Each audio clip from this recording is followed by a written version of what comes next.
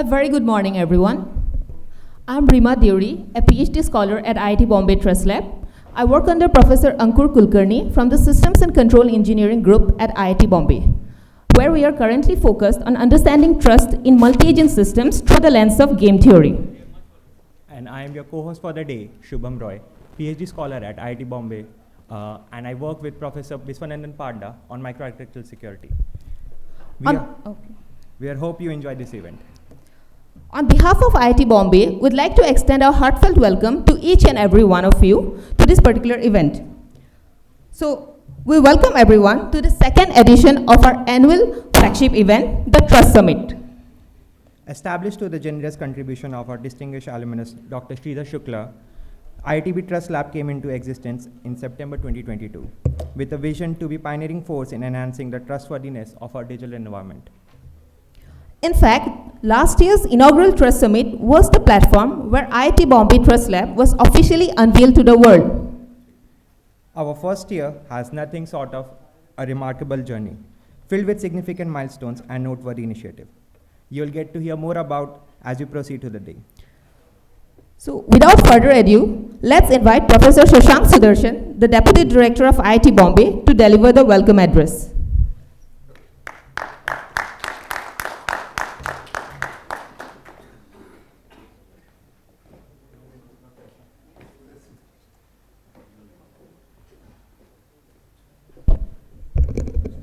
Morning. First, I'm not Shashank, I'm S. Sudarshan. If you want to know what the S is, well, you have to do some sleuthing. It's a very long thing. It's also my father's name. It's a pleasure to welcome all of you here on a slightly rainy day. Our monsoon has not abandoned us still. It's going strong, but I'm happy that all of you made it in spite of all this. So the IITB Trust Lab, I'm very happy, was founded now about a year plus now. And it is a very timely creation because today we depend so much on digital technology. If our digital technology fails, we may eat at a restaurant and can't pay the bill. We may not be able to buy food. We may be locked out of our accounts. We may have all our shares in the stock market wiped out. Anything could happen today. Our entire wealth is online. And the trust is now critical part of it. Trust, of course, is a very broad word. We can start with components of it. Things should be working, should be available. Okay, so that's the first thing we trust. Now, of course, that trust was slightly lost yesterday when the server hosting the website for Trust Lab, including this event, went down. Okay, so we trusted it a little too much, perhaps. Apparently, the motherboard in there failed. So here is time for a dad joke. It was called a motherboard, so we trusted it too much. If it had been called a fatherboard, we wouldn't have. So that part of it, failure, is something which people have been working on for a long time. And there are many solutions. In this case, it was just that when you start something small, you don't think about high availability and you build a system which might fail. Today, it's clear that you should not be building such systems. You should not assume things won't fail. You have to factor high availability, even if it's the smallest thing. And incidentally, we are also used to this because pretty much everything we do is based on stuff out on the cloud, where all of this is taken as given. Somebody is doing it for us. We don't know what is going on, but it just happens. So that, to some extent, is a solved problem. However, cybersecurity today is a huge, huge issue. Because this has been a huge issue for a long time with viruses, worms, and so on. But it has become increasingly important because the impact of these things 20, 30 years back, the worst case impact of it was small. Today it is enormous. We had ransomware lockout aims God knows how many patients were delayed, how many people perhaps didn't get the treatment they needed, and so on, because of ransomware. And very often you see that people who are not aware of this, who have other jobs to do, like being doctors, have to oversee things which need to be trusted. Same thing happened here. Our server was under the control of people who are not computer scientists. They're not security experts. So that model has to change, where a lot of in-source thing needs to go outsourced. Our government is justifiably worried about stuff going onto the cloud, but today that is the most secure, the best way to keep things secure. So we need to rethink some of these cloud policies, keeping in mind the issues which the government does, very genuinely needs to worry about. So that is one aspect of it. But coming to the other aspects of it, with ransomware, we had an attack. I think many of you might have seen this. The CDSL, the depository, was hit by ransomware. Now, it was just a stroke of luck that, first of all, these things are settled offline, not as part of trading. And moreover, it happened on a Friday, and then they were able to recover over the weekend, and so things were back up on sometime on Monday. So most people did not even notice that anything happened. But just imagine, supposing the ransomware had actually wiped out the data. The entire history of stocks owned by CDSL would have been compromised. Hopefully there would have been backup copies of their data, but they may have been dated, not quite up to date. And then restoring it would have taken a while. It may have taken weeks, perhaps, to bring systems back up if the entire settings, everything is wiped out. It's not an easy thing to bring things back up. So how to prevent attacks, and most importantly, how to detect an attack as soon as it is taking place to prevent it from spreading is also an important part. So today, as you'd be aware, there's a lot of work on log analytics to monitor systems across a large data center of any organization. And you want to be able to react in almost real time when you get signals that something is happening. As a measure of the importance of it, I think yesterday, Cisco bought Splunk, which is a log analytics company, for $38 billion. It's not a small amount. Okay? It's obviously something which Cisco believes is extremely important. We had a similar company started by one of our alumni, Vinayak Borkar, which got bought out by FireEye, which is one of the leading security providers. I don't know how much FireEye gave, but note to our Dean ACR and DRF, Vinayak is a good person to target. Okay, so for donations, obviously. So coming back, trust is today central.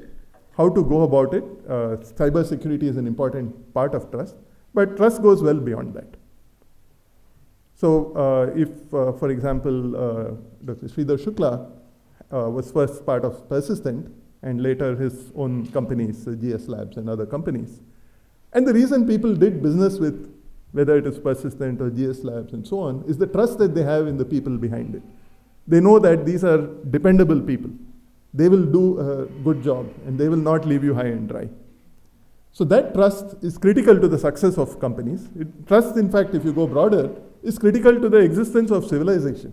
If we don't trust each other, we would be fighting each other. Even dogs have some trust within their small social groups. Outside the group, there is zero trust, and therefore they remain in small groups. But as humans, we have gone way beyond that, and that's only because of trust. So it is very nice that the whole setting of this lab was created as much broader than cybersecurity, although cybersecurity continues to be probably the most important aspect of trust. I'm also very happy that today we have with us people who have built Aadhaar and its successors. They're here and they will be speaking with you. And this is a very, very important piece of infrastructure which India has created, which gives you certain kinds of trust. It's not perfect. We can argue with them about what else they should be doing, but it is much better than many of the alternatives. It's a big step forward in ensuring there is trust.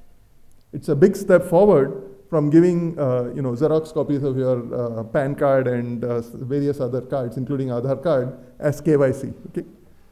So this is part of the infrastructure for trust that the government has created. As I said, we need to do more because the people are working around these, not directly at Aadhaar. Aadhaar has not been breached to my knowledge.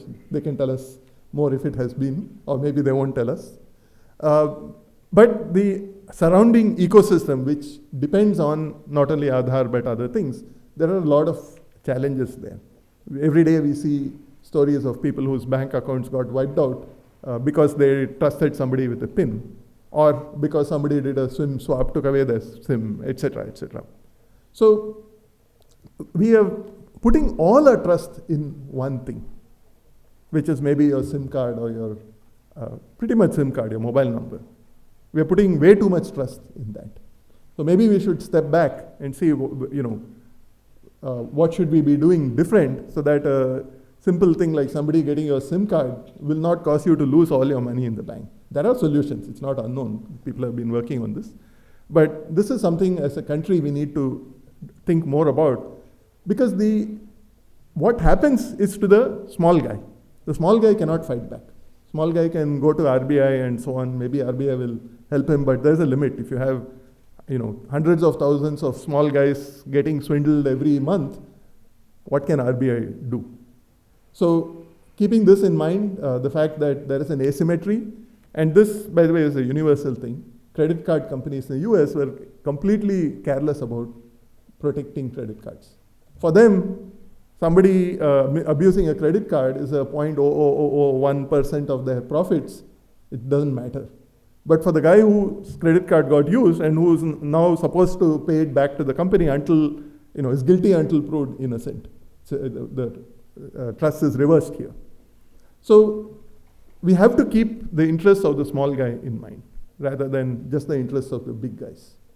We have saved a tremendous amount of money for companies to do various kinds of verification. We have done nothing for the small guy. We have done something that also improves the life of the small guy in many ways. But the risks have increased significantly compared to earlier days. The kind of frauds like this were much fewer earlier.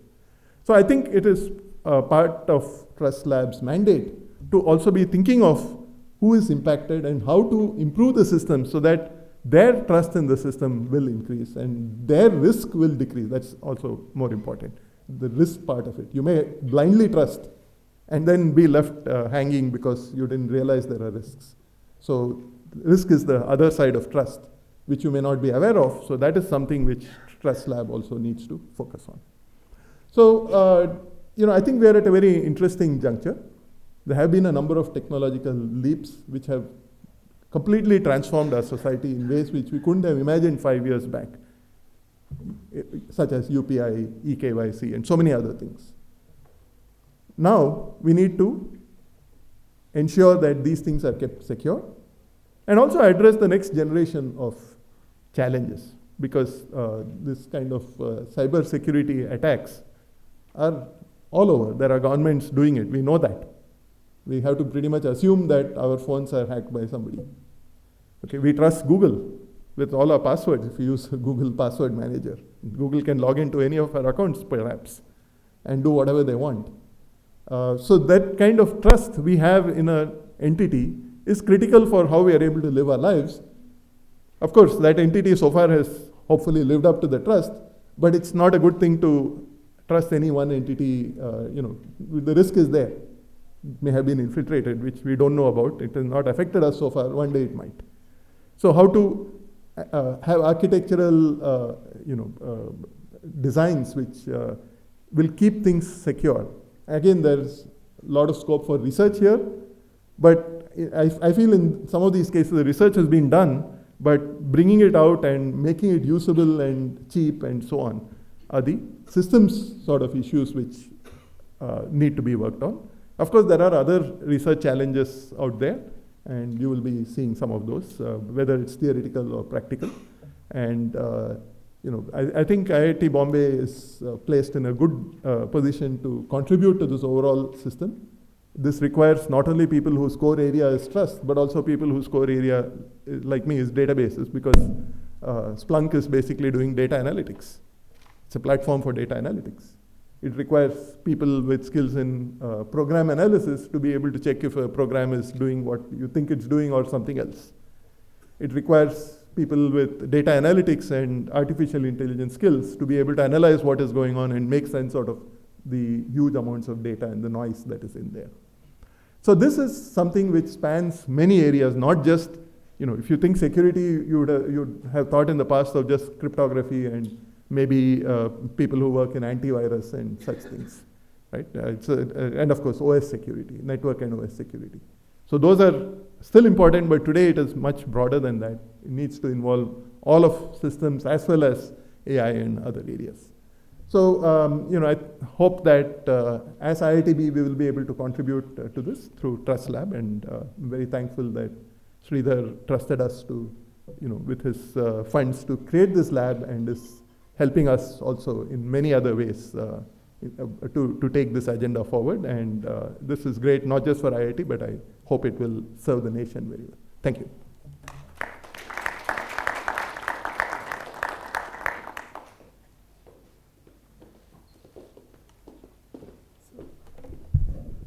So thank you, Professor Sudarshan, for your kind words. We now request Dr. Shridhar Shukla, the founding donor of IIT Bombay Trust Lab, to felicitate our Professor Sudarshan.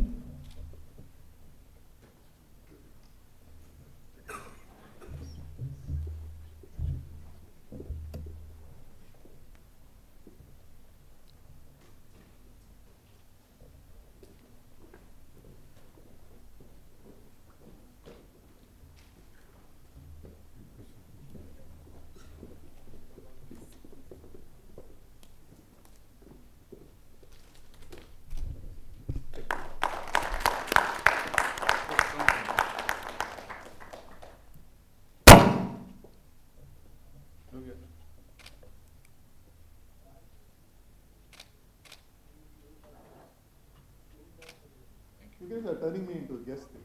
Host should not be felicitated. So this picture is symmetry, so I could claim I was felicitating Shridhar. No, today we have to thank Sudarshan for sparing the time, because now we are in the routine of the execution. Thank you. You have the upper hand. We are excited to share that our exclusive invitation-only workshop in digital identity, which took place yesterday in the School of Management as a pre-summit warm-up event, was a resounding success. It brought together experts and industry leaders, fostering invaluable discussions and highly productive insights. Now, we'd like to invite Professor Manoj Prabhakaran, the Principal Investigator of IIT Bombay Trust Lab, and Mr. Mukul Joshi, the Program Director of Trust Lab, to take us through the incredible journey of our first year.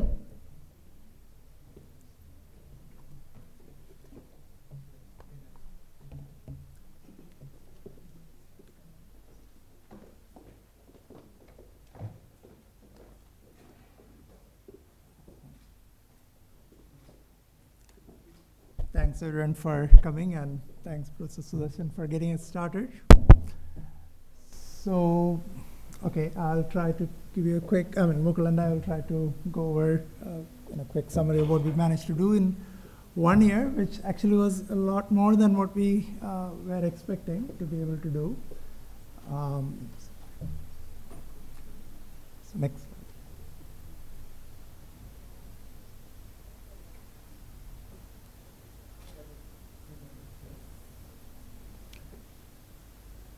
Okay, maybe while that comes up, I guess we started with the Trust Summit last year and around this time.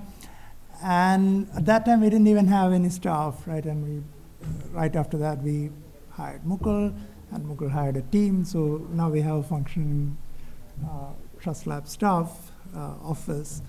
And we already had a bunch of plans for us to do, right? Thanks to Shridhar, we actually wrote down a detailed plan for what we'll do for the next 1 year. And that included 3 parts to it. One was we will do, so there are 3 parts. One was that we will work on the science side of things, so build a trust of science, science of trust, I mean.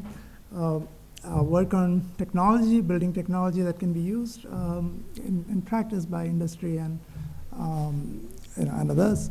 And also a lot on the ecosystem, which involves education as well as policy matters. Okay. And what we have managed to do, so science of digital trust, translate research to technology, and an ecosystem for digital trust. And what we have managed to do is a lot on the on getting started on each of this. Of course, in 1 year is nowhere near enough to actually accomplish these goals. They were pretty ambitious. On the side of science of digital trust, the idea was to bring together people from different disciplines. Like Professor Sudarshan was saying, trust spans the whole spectrum of disciplines, of concerns. And we had to bring, at IIT Bombay, we do have people working on a lot of this, and of course, not in all of it though. And we have been having, seminar series where we, discuss some of these things across disciplines. And on the ecosystem side, and of course, we also gave out, I don't know if we have slides for this, given the, yeah. Okay, so the science of digital trust slide. So we have faculty, of course, working on all of this. And we give out grants for our faculty. That was one of the things we started with. We have a chair professor position that Professor Vinay is the first chair. And let me just, So as I mentioned, we have the colloquium series, we had the Trust Lab grant, and there's more of this coming up. Because all of this is just kind of getting started on this rather ambitious goal of bringing faculty from different disciplines to work together on digital trust. The technology front is something still we are only getting started on. We don't have a lot to report there as yet, except our intention, which is to, which is to convert some of this research into products, into software, or into tools that people can use. Okay? So maybe moving on. And we have been working with other partners on this. We have been connecting with other trust labs or trust lab-like entities. And one thing that recently happened was that at EPFL, there is a Center for Digital Trust, and they identified a bunch of similar entities like ourselves and themselves, many of them bigger than us. And we all got together at Lyon in Switzerland, and kind of informally have some sort of a group now where we are starting to share knowledge across these trust labs. Okay. So we'll probably have more to report on that next year. Continuing with our ecosystem activities, we already organized a winter school. We already ran a Capture the Flag competition for our students at IIT Bombay. And in a bit, you'll hear about our plans for our Capture the Flag competition for the rest of the country and various cities. We had an internship program where we had students from several colleges come to IIT Bombay and work with our faculty. I'll hand over to Mukul. Maybe while Mukul is coming up, one more thing is we are also planning on a lot of educational activities. Maybe Mukul will talk about those also. Okay. Good morning, everyone. I hope I'm audible. So a few numbers about what Professor Manoj discussed. Our IIT Bombay CTF was the first prototype of Capture the Flag, and 55 teams, 110 students from IIT Bombay actually attended it. It was a good success, and we got our validation that this is something that students like. This is something that helps us build a culture, and that's why we should grow that, and I'll talk more about it. The internships that Professor Manoj just touched upon, we ran the internship program, and we got 1,375 applications from various students in India. We only had 18 internship projects. So we had to actually go through a lot of selection process to finally offer the 18 projects that we wanted to offer to them. However, next time or in the coming year, we know that there is a lot of student potential, so we will collaborate with the ecosystem partners from industry as well as from the other institutes to offer more internships and more projects to the students. So one initiative where we will expand is TrustNet, and TrustNet is where we would like to partner with the other institutes to grow what we have done in the first year. So TrustNet will expand in the coming year, and we plan to provide or launch Early Career Award. More about it pretty soon. We would like to offer winter and summer school grants for these institutes to run their winter summer schools. As we ran one in the first year, it was attended by about 60 students all over the India who stayed in IIT Bombay campus for 9 days, and our faculty ran a winter school for them. We want multiple such things to happen parallelly at the other institutes, so we would call for a proposal there. Research grants, Professor Manoj talked about, we offered 9 research grants to IITB faculty in the first year. However, we would like to, now extend this to the faculty outside as well, and we are thinking about it. And student competitions, hackathons, CTFs, and student cells. Right now, we are working with the cyber cell at IIT Bombay, but we would like to encourage even the other colleges to run similar activities, and we can provide the guiding light there. That is an activity that we have already started, and we will grow these efforts much in the second year. Next slide, please. The another activity we have started is we are coming up with a digital trust compendium. So it's an effort to address the gap where we would really like to have a single place where one can go and one can try to find out who are the different agencies, different entities, different labs, different corporates and startups in India. What are the challenges that they are solving in the digital trust space, and hence that can become a kind of a reference site for everybody to understand who is who in the current landscape in India, as well as who can be reached out to for a particular problem of interest. So, your souvenir kit has a flyer about this compendium. If you or your organization is trying to solve or address any specific challenge in the field of digital trust, we would definitely like to hear from you, and we will see if we can make you the part of the compendium for the larger audience to visit. Early Career Award, we will be launching that, and I would like to, later invite Sanjay Jain to actually talk about why we have come up with this kind of award. However, just to brief, we are starting with it, and the process will start in the next month, and by the January of the next year, we plan to announce the winners of the Early Career Award. CTF, as we speak of about CTF, today our national CTF will get launched.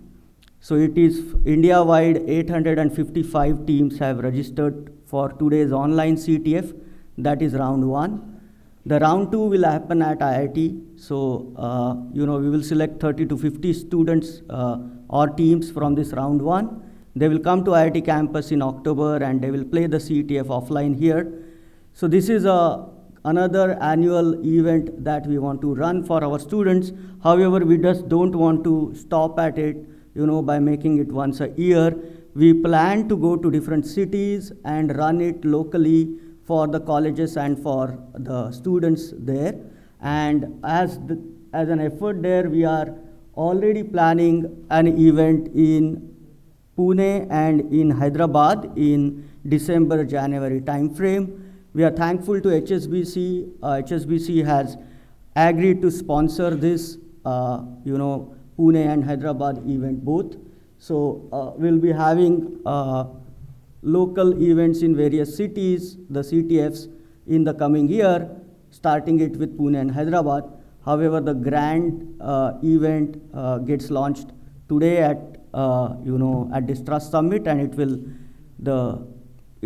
will start at 5:30 in the evening, and all the 800 teams, whoever logs in, will play it for 12 hours today, and we will then select the teams out of them. So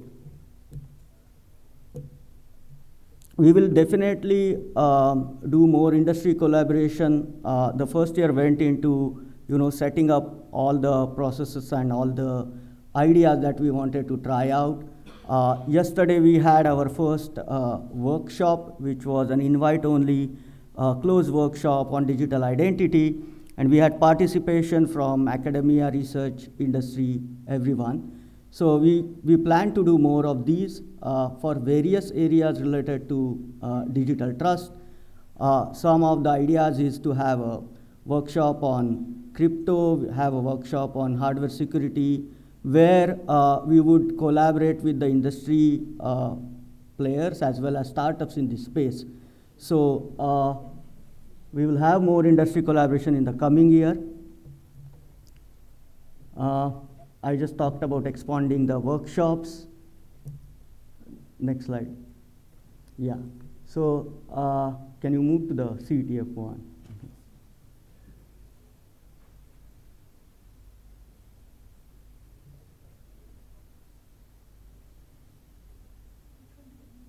CTF. No, I want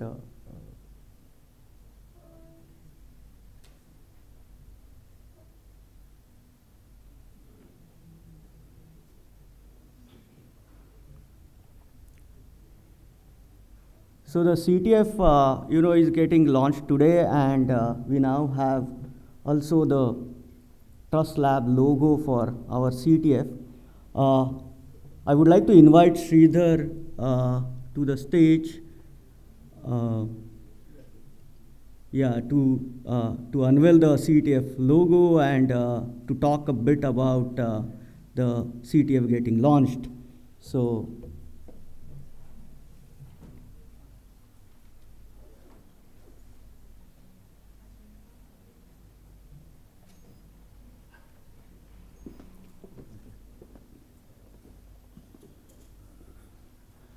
Thank you, Mukul. I get to do the announcement, but all the hard work has been done by the team led by Professor Shiva. Mukul drove it, a number of students participated, and I hope, I may not be aware of all the names, but there is a very simple point that we realized is that as an educational institute, the primary product of the institute are students who are passionate about certain areas. And so keeping that in mind, we thought there must be activities which get students very, very excited. And so this Capture the Flag competition is one such activity. I'm sure everyone here knows what Capture the Flag competitions are. Basically training students in breaking systems, internals of how they work, thinking through the psychology, etc., etc. So to get our hands dirty, we conducted a smaller Capture the Flag in the institute, and we had remarkable success, and it also increased our confidence that we could conduct a high caliber Capture the Flag. So that led us to think about doing it nationally, and as Mukul said, at 5 o'clock, the first round of it will start, and then that will whittle down the 855 teams that have signed up from across the country down to about 50 or so, and they will come to the campus for the second round. And then there is a substantial prize at the end. And in future, we will follow that up with other activities as the suggestions that we got last evening. So the students don't see this as a one-off competition, but the start of a career that lasts for a long time. So we have to hand it to the students of IIT Bombay, who have really done a superb job in designing the problems to help us come up with what should be a very, very challenging capture the flag competition going live this evening. So when we thought of this Trust Lab the first time, the mission was very, very clear to get people together and get students excited. So like I said, we don't want to remain restricted to IIT Bombay, but get it started here and spread it around the country and build a much larger community. And as Sudarshan said in the beginning, this is penetrating almost every aspect of our life, and we don't know what we are trusting and who we are trusting. So we need a large number of people who are young and who are adept and who can think ahead, who will do that. So the CTFs are a way of getting that done for us. So it is with great pride and sense of accomplishment that we want to unveil the official CTF logo, designed by none other than our champion logo designer, Professor Manoj Prabhakaran. That's a hidden skill that he has. Even the Trust Lab logo is by him. And as we see, it actually is building on top of it. So go ahead, play it.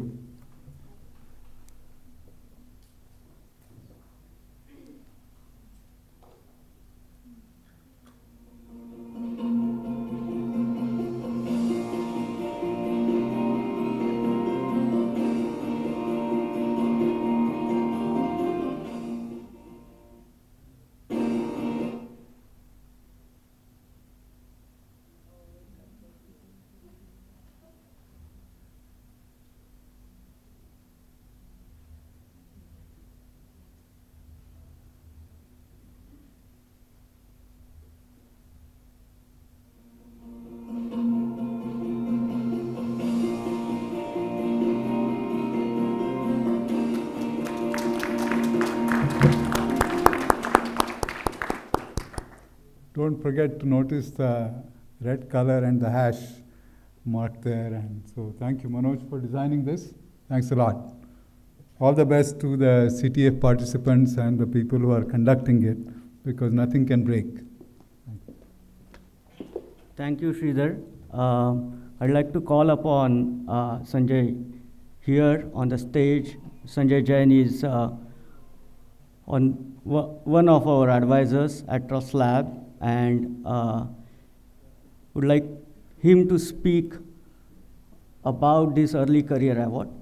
Please.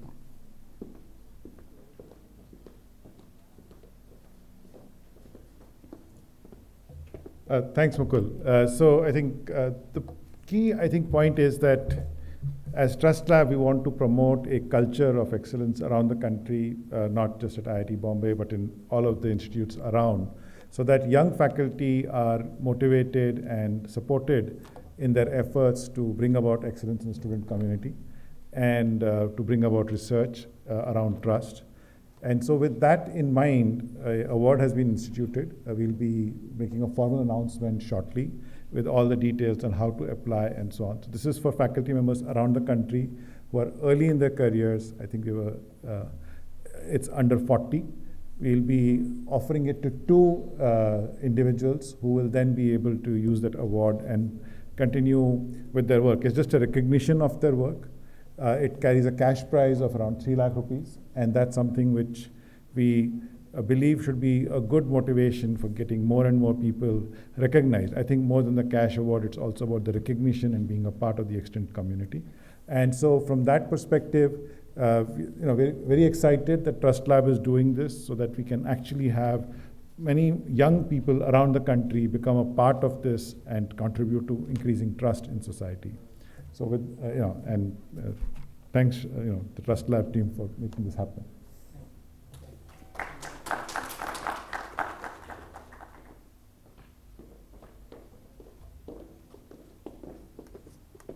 So thank you, Manoj sir and Mukul sir, for taking us through the incredible journey of our first year.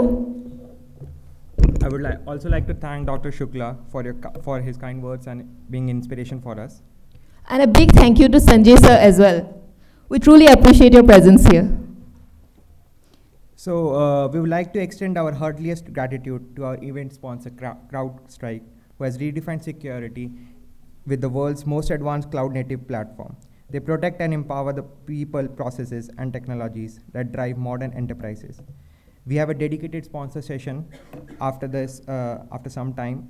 Maybe you can interact with them. And we have with us Yogesh Patel, Director of Engineering of CrowdStrike. So stay tuned for that. Now, before we dive into the heart of today's summit, which is the panel discussion, let us set the stage. So digital trust is a multifaceted field encompassing various aspects of our lives. In today's program, we have made an effort to bring together experts and leaders who will guide us through 5 different panel discussions, each addressing different facets of digital trust in various areas. So, what lies ahead in the research path for digital trust space? Our first panel of the day, titled Digital Trust in Research Labs, is dedicated to exploring this question. So, we are honored to have with us 3 distinguished experts who will provide valuable insights. So please welcome Sachin Lodha from TCS Research, Satya Lokam from Microsoft Research India, and Sikhar Patranabis from IBM Research Lab. Moderating the panel will Dr. Supratik Chakraborty from CSE department, and we will like all of you to join us on the stage.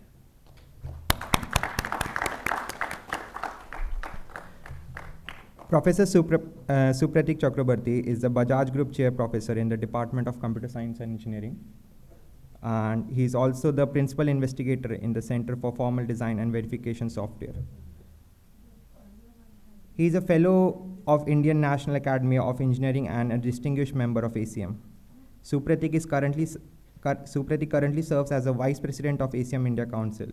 His research area spans logic and formal methods, automated synthesis, constraint counting and sampling, scalable formal verification techniques, and automata theory. You guys can join us on the stage.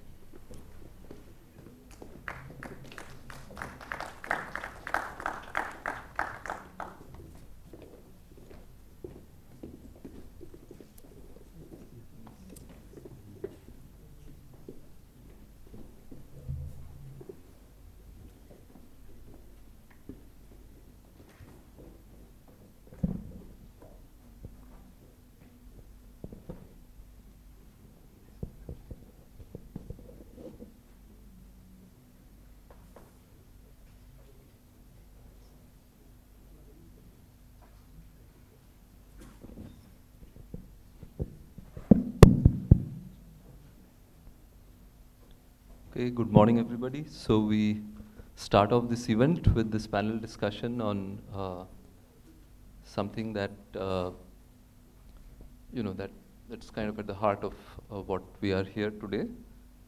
Research in digital trust, and we have 3 very distinguished panelists amongst us, and I'll just quickly introduce them, and then I'll request each of our panelists to speak a few words about activities related to digital trust research going on in their respective organizations. And then we'll have some question answers and finally some interaction with the audience. So our first panelist is Dr. Sachin Lodha from TCS Research. Thanks, Sachin, for joining us. Sachin is Chief Scientist and Head of Cybersecurity and Privacy Research at TCS. He did his BTech in CSE from IIT Bombay and PhD from Rutgers. He's a member of the ACM India Council, ACM India's Cybersecurity Task Force, TCS's Cybersecurity Task Force, and the Working Group for Drafting Guidelines on Anonymization of Data, supported by MIT. He was also a member of the Cyber for AI Task Force, constituted by the Principal Scientific Advisor to Government of India. He's also an ACM India eminent speaker. Please welcome Sachin Lodha. Our next panelist is Satya Lokam. Thanks, Satya, from Microsoft Research. Satya is a principal researcher at Microsoft Research Lab in Bangalore. His research interests include cryptography, privacy, complexity, and in general theoretical computer science.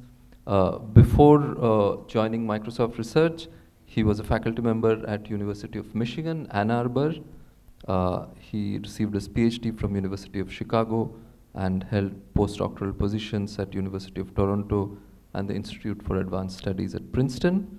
Please welcome Dr. Satya Lokam. And our third panelist is Dr. Sikhar Patranabis from IBM Research Lab. Thanks, Sikhar. Sikhar is a staff research scientist at IBM Research India. He works in the areas of theory and applied cryptography, including post-quantum crypto, privacy-preserving analytics, and digital self-sovereign identity. Prior to joining IBM, he was at Visa Research USA, a postdoctoral fellow at ETH Zurich, and a research associate at IISc Bangalore. He did his BTech and PhD from IIT Kharagpur. His research has appeared in top venues. He is a young associate of the Indian National Academy of Engineering. He's also an ACM India eminent speaker and a recipient of several recognitions, including IACR Asia Crypt, Early Career Paper Award, IBM PhD Fellowship, Qualcomm Research Innovation Fellowship, and the President of India Gold Medal from IIT Kharagpur. He also contributes to the open source Weaver project on blockchain and DLT interoperability, which is the Linux Foundation's flagship global interoperability project. So thanks, Sikhar. Please welcome Sikhar. So with that, I'll maybe request Satya to go first and present a brief overview of the kind of research activities in digital trust and related areas going on at Microsoft Research. If we could just have Satya's slides up there. Slides, or I can connect my laptop. Okay. Yeah, I guess I'll start with a disclaimer that whatever opinions I express here are mine and not Microsoft's. Okay, all right. So at MSR, and I listed a bunch of areas here, not exhaustive, but things that came to my mind. Work in many areas related to digital trust, especially in the areas of cryptography, security, and privacy. Secure multi-party computation, zero-knowledge proofs, are like our two major activities. Secure multi-party computation is really happening almost entirely in MSR India in our Bangalore lab. Nishanth is here; he's going to talk about it hopefully tomorrow, or not tomorrow. I'm sorry, the next session, panel discussion. The zero-knowledge proofs. We are doing research both in MSR India in collaboration with IISc. Chaya will also be on the panel later in the day, and also in MSR Redmond. Differential privacy is, that's kind of a major effort happening pretty much in all MSR labs. It has gained increased importance thanks to, pervasive use of ML, and it is, in fact, something that has, been also showing adoption in some of the product groups in Microsoft. Certificate transparency, especially in the context of end-to-end secure communication, is another effort at MSR Redmond. We're not doing anything related to that in India. And finally, confidential computing, which is based on trusted hardware and not exactly cryptographic assumptions, but that's also a major effort, much more in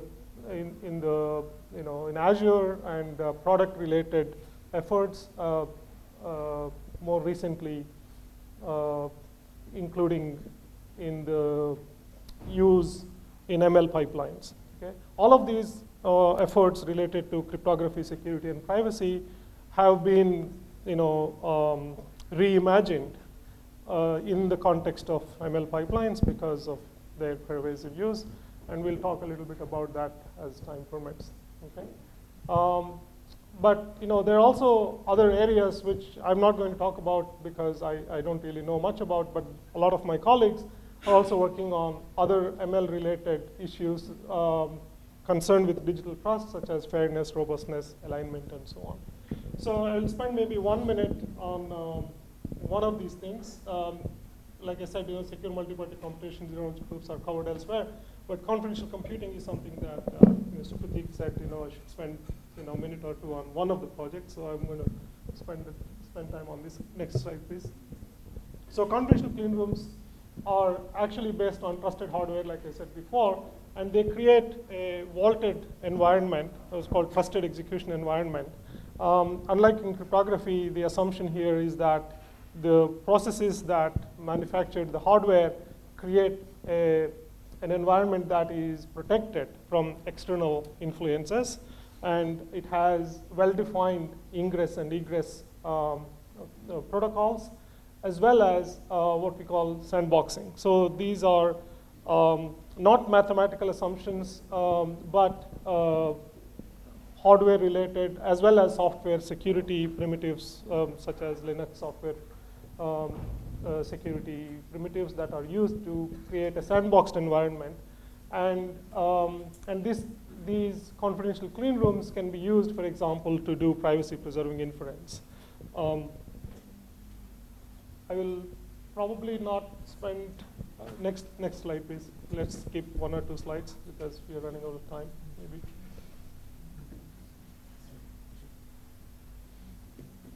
Yeah, one more. Sorry, one more.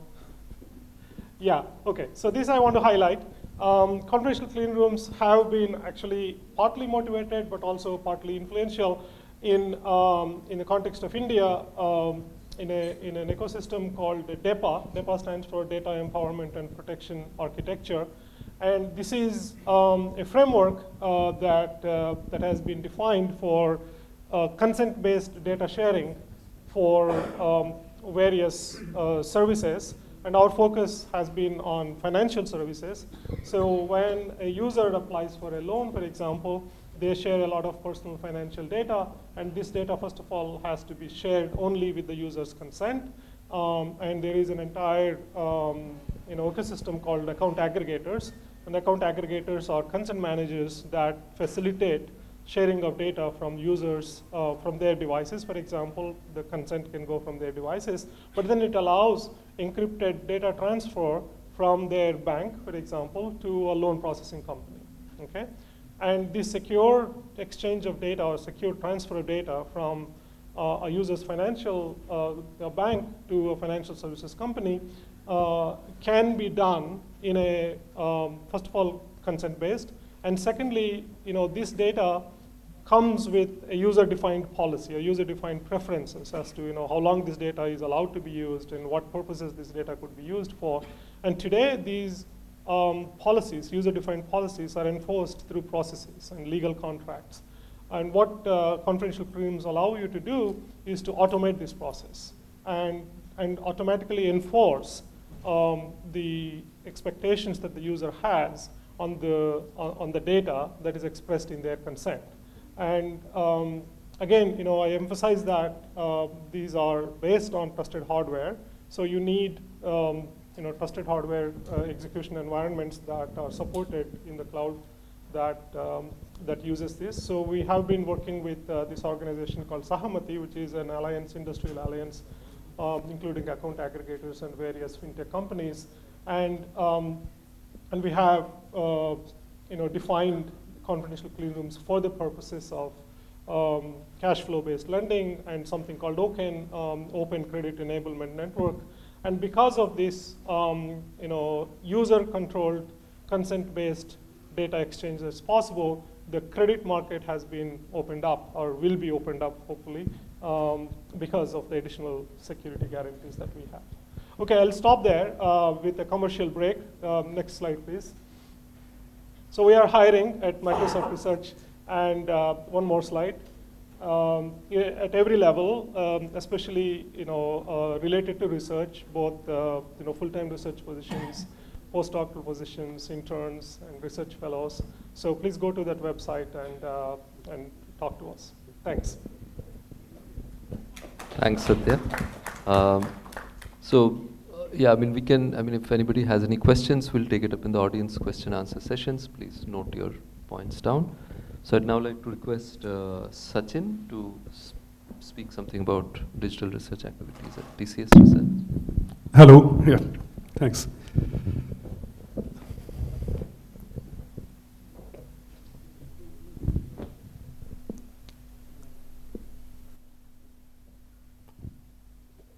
Yeah, thanks. So thanks to the Digital Trust team for this opportunity. I'm always looking for an excuse to come back to my alma mater, and it's a great occasion. Thanks, Supratik, for that introduction. So what I'll do is next maybe 5-7 minutes, I'll quickly talk about what Digital Trust R&D is happening in TCS research. We are actually a large setup.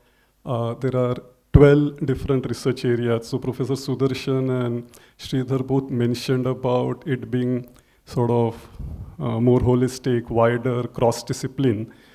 We have all of that. For example, we have a behavioral research science area, which has a role to play to make this human-centric.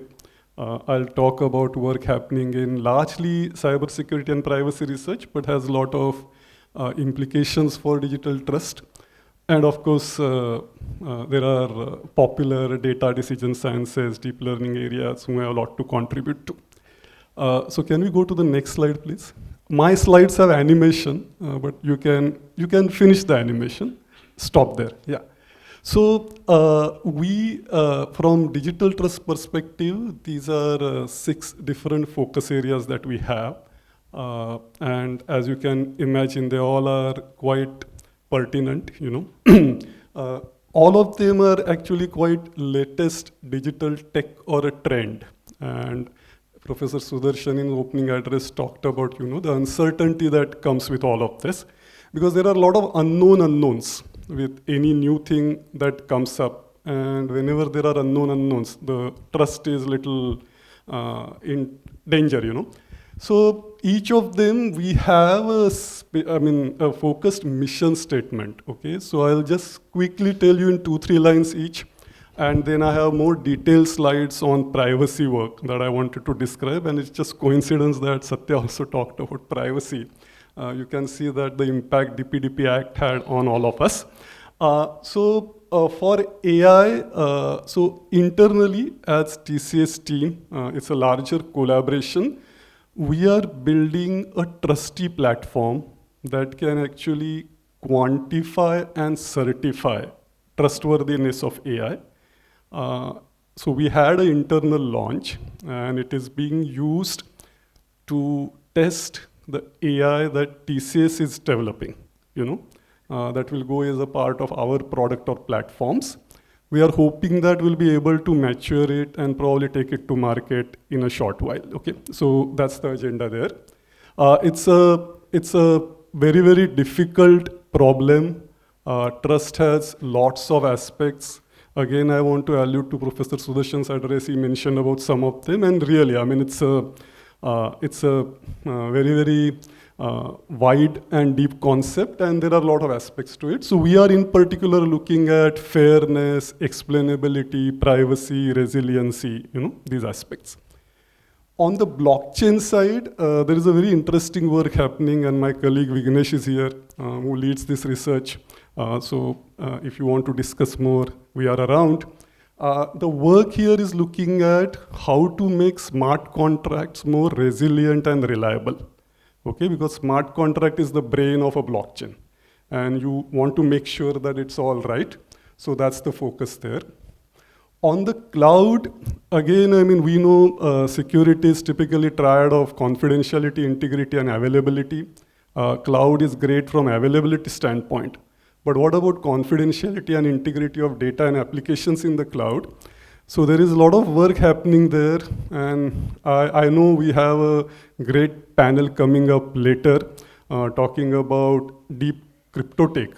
So there you will see that. So my colleague Rajan is here, and he's working on use cases for applying MPC and fully homomorphic encryption, and we have had some success. Maybe I'll allude to that in my next slides. Privacy is really one of the biggest challenge, for us in the digital world. And as we have seen, GDPR came in Europe a few years back. Now we have our own DPDP Act. It's a tough problem. I mean, it requires walking a very thin line in the middle, because if we overdo it, then the data utility will go for a toss, and that can have a very bad implication for overall innovation in our country. But at the same time, if we sort of favor too much of utility, which has been the case so far, then individual privacy is under threat, and that is, as Supreme Court has acknowledged, fundamental right for us. So I think how to balance that is a challenge, and I'll mention some of our work there. Quantum is, again, a new paradigm for computing. I mean, among few successes there, we know that it has shown how factorization can be efficiently done, or search can be quickly done, and things like that. That has huge implication for crypto. And there is work going on post-quantum crypto, and again, I'm hoping that it will get covered in the next session. So we are actually working on a challenge there of how to help enterprises seamlessly migrate from classical crypto to post-quantum crypto.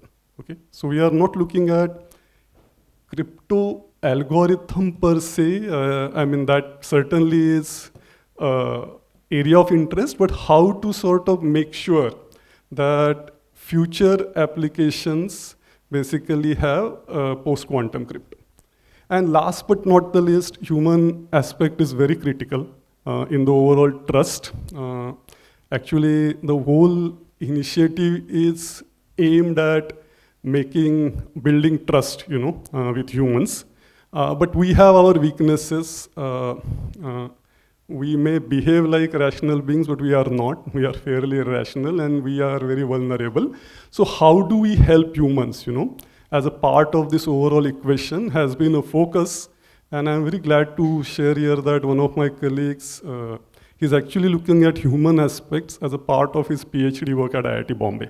So that's a recent thing. So can we go to the next slide, please? Yeah, so what I want to do is, as Supratik has mentioned to us, I'll just spend maybe 2-3 minutes quickly tell you what we have been doing on the privacy front. There are different aspects to it. So let's go to the next slide. Yeah, so the reason I brought up this slide, see, these are the well understood and accepted OECD principles for privacy. They are actually at the foundation of almost any regulation or any privacy discussion you will see. So there is nothing spectacular. I just wanted to highlight them so that when I talk about future work, you will see how they map to these principles. But they are very logical and very intuitive principles. So let's move on to the next slide. And can you please go through the animation? Yeah, sorry, thanks, yeah. So see, very well-known part of privacy research has been the different disclosure control methods, right? So one of them, you can say, is k-anonymity or differential privacy. They have been very well studied for maybe 2 decades or at least 1.5 decades. And there are a lot of challenges, none of them is a silver bullet. Getting them to work in practice also is a huge challenge. For example, many a times you don't even have an application data model.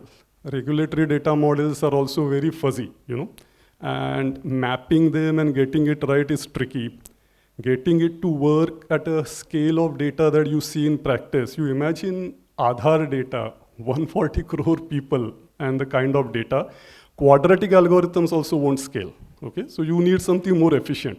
So there are a variety of challenges. We have had some success, and in fact, we could translate that into commercial TCS products. So this is one example of that, Data Plus, which has been in market for a while. We just wanted to highlight how research translation is happening in our labs. So this is one example. Can we just quickly move on? Yeah, so Satya also mentioned about DAPA architecture and the consent managers playing a key role. And this is quite clear. My hypothesis is that whichever privacy tech otherwise will come, consent is here to stay. Okay, this is going to be sort of a permanent feature going forward. And this is a work again we have done. So there are again challenges. For example, one interesting problem we identified was consent fatigue. So I don't know how many of you have attempted to set the consent in LinkedIn. I think it asks some 70 different questions or prompts, okay? And this is just one service on the internet. You imagine the nightmare you will have doing it for everything. So consent fatigue means we need some help for humans. So we thought of building a consent recommender system and things like that, okay? So there are layers to this, but again, we were successful in launching a TCS consent management product. Again, this is commercially available and deployed in many places. Now I'll talk about few new things that we are doing, which are under exploration. So, yeah, can you just one more click? 2 more clicks. Thank you.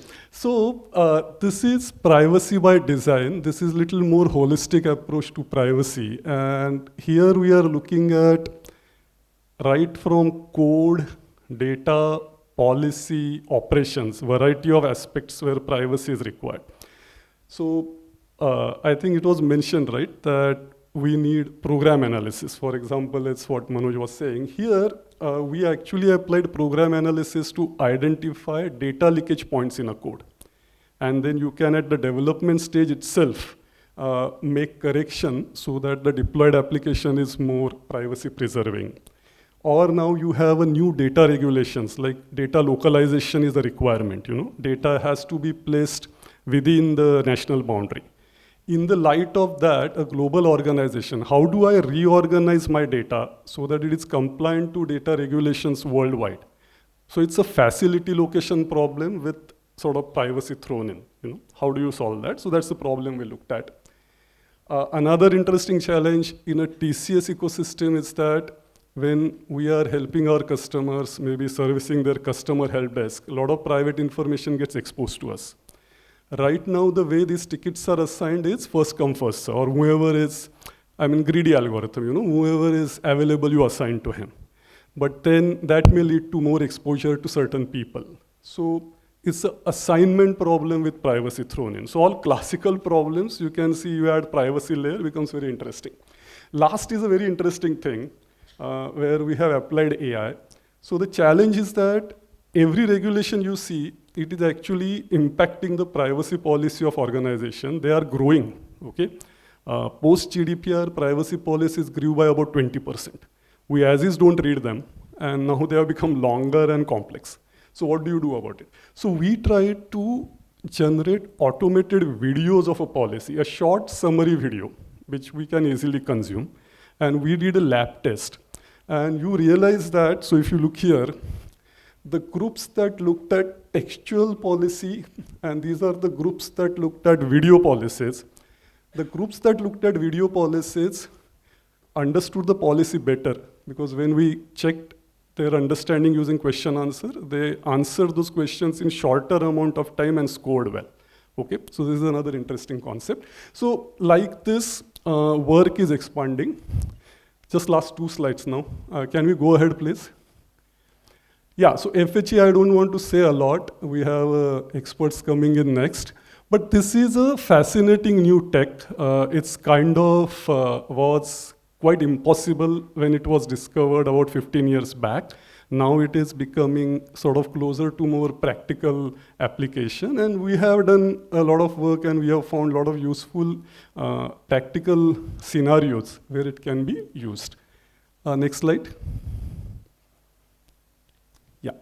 Now this is again a very new area. It's not that old. And there are a lot of interesting problems here.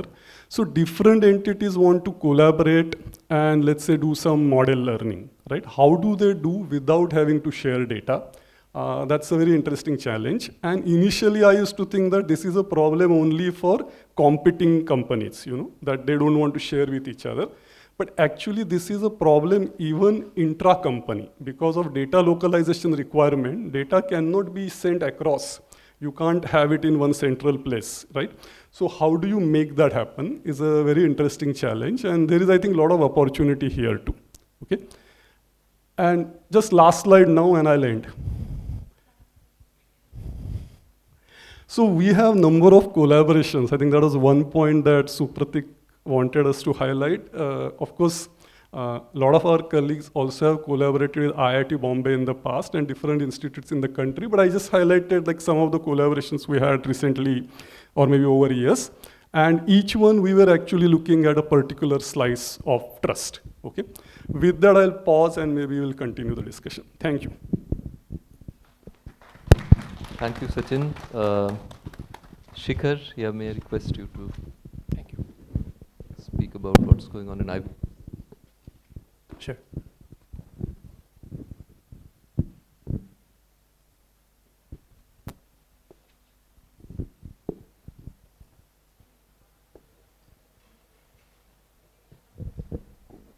Can we have Shikhar's slides?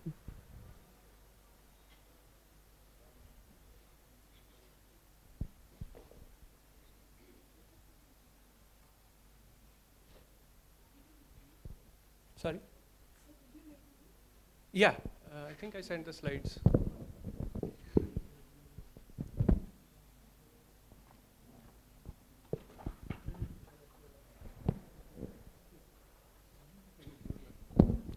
No, I think the slide is there. Let's see.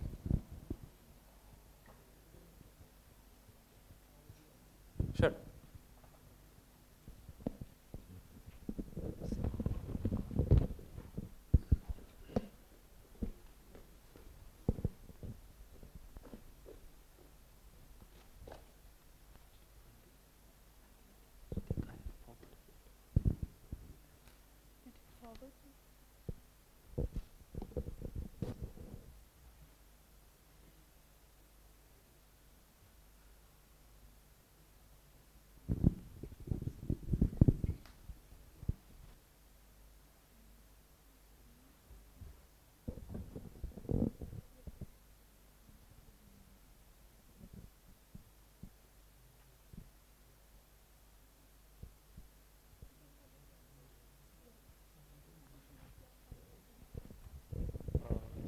Connect your laptop.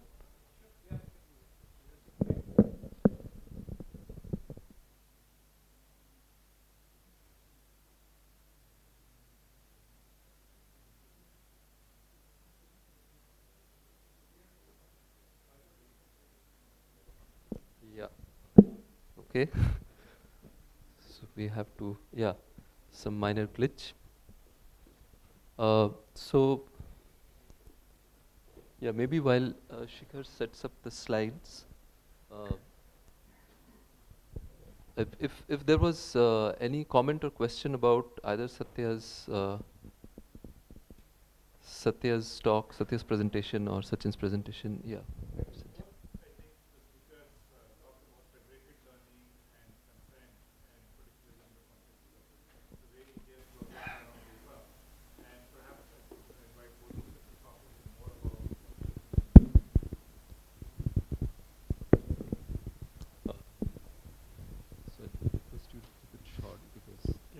Shikhar could come anytime. Yeah, I'll stop when Shikhar comes.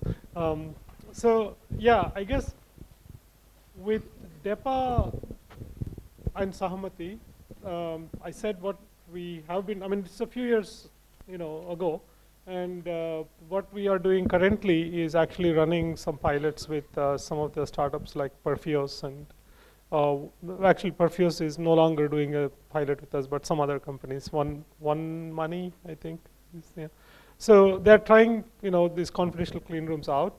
And then internally, the goal is for Microsoft to build an Azure managed service providing confidential clean rooms with DEPA-like applications or account aggregator-like applications in mind. Okay, I can continue later. Yeah, we'll start off with this topic after Shikhar's presentation.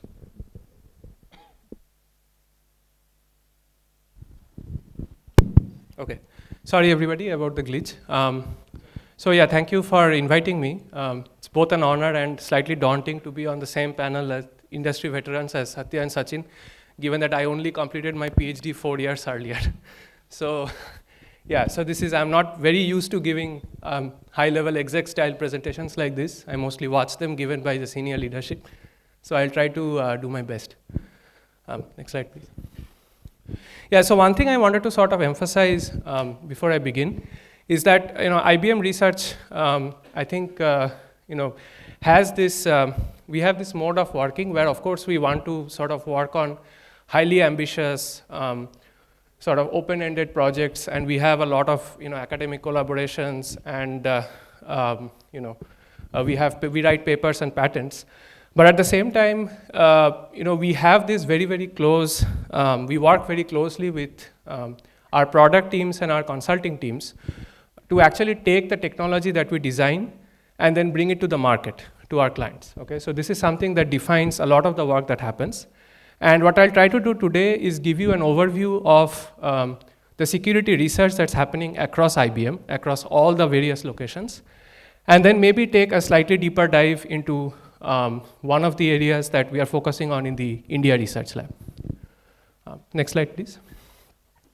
Yeah, so I just wanted to provide a brief overview of the presence of security broadly within IBM research. So IBM research as a whole is something like 3,000 researchers globally, and then we have about 200 researchers working in the area of security and privacy. As we have presence across, we have presence across multiple continents.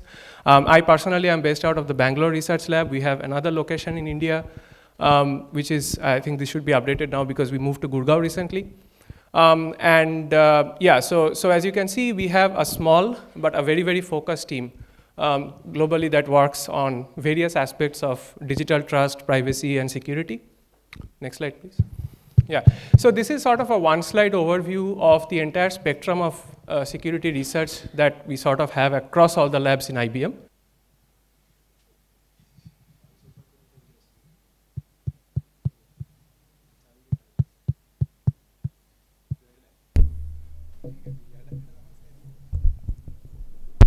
Okay. Thank you. Okay. So we have, for example, work in automating threat management detection and response. We have work on foundationing, on securing the foundation of our cloud infrastructure. And then, of course, we have work that sort of applies security for securing the data and the AI, right? So, for example, we have in IBM a very, very big focus on hybrid cloud.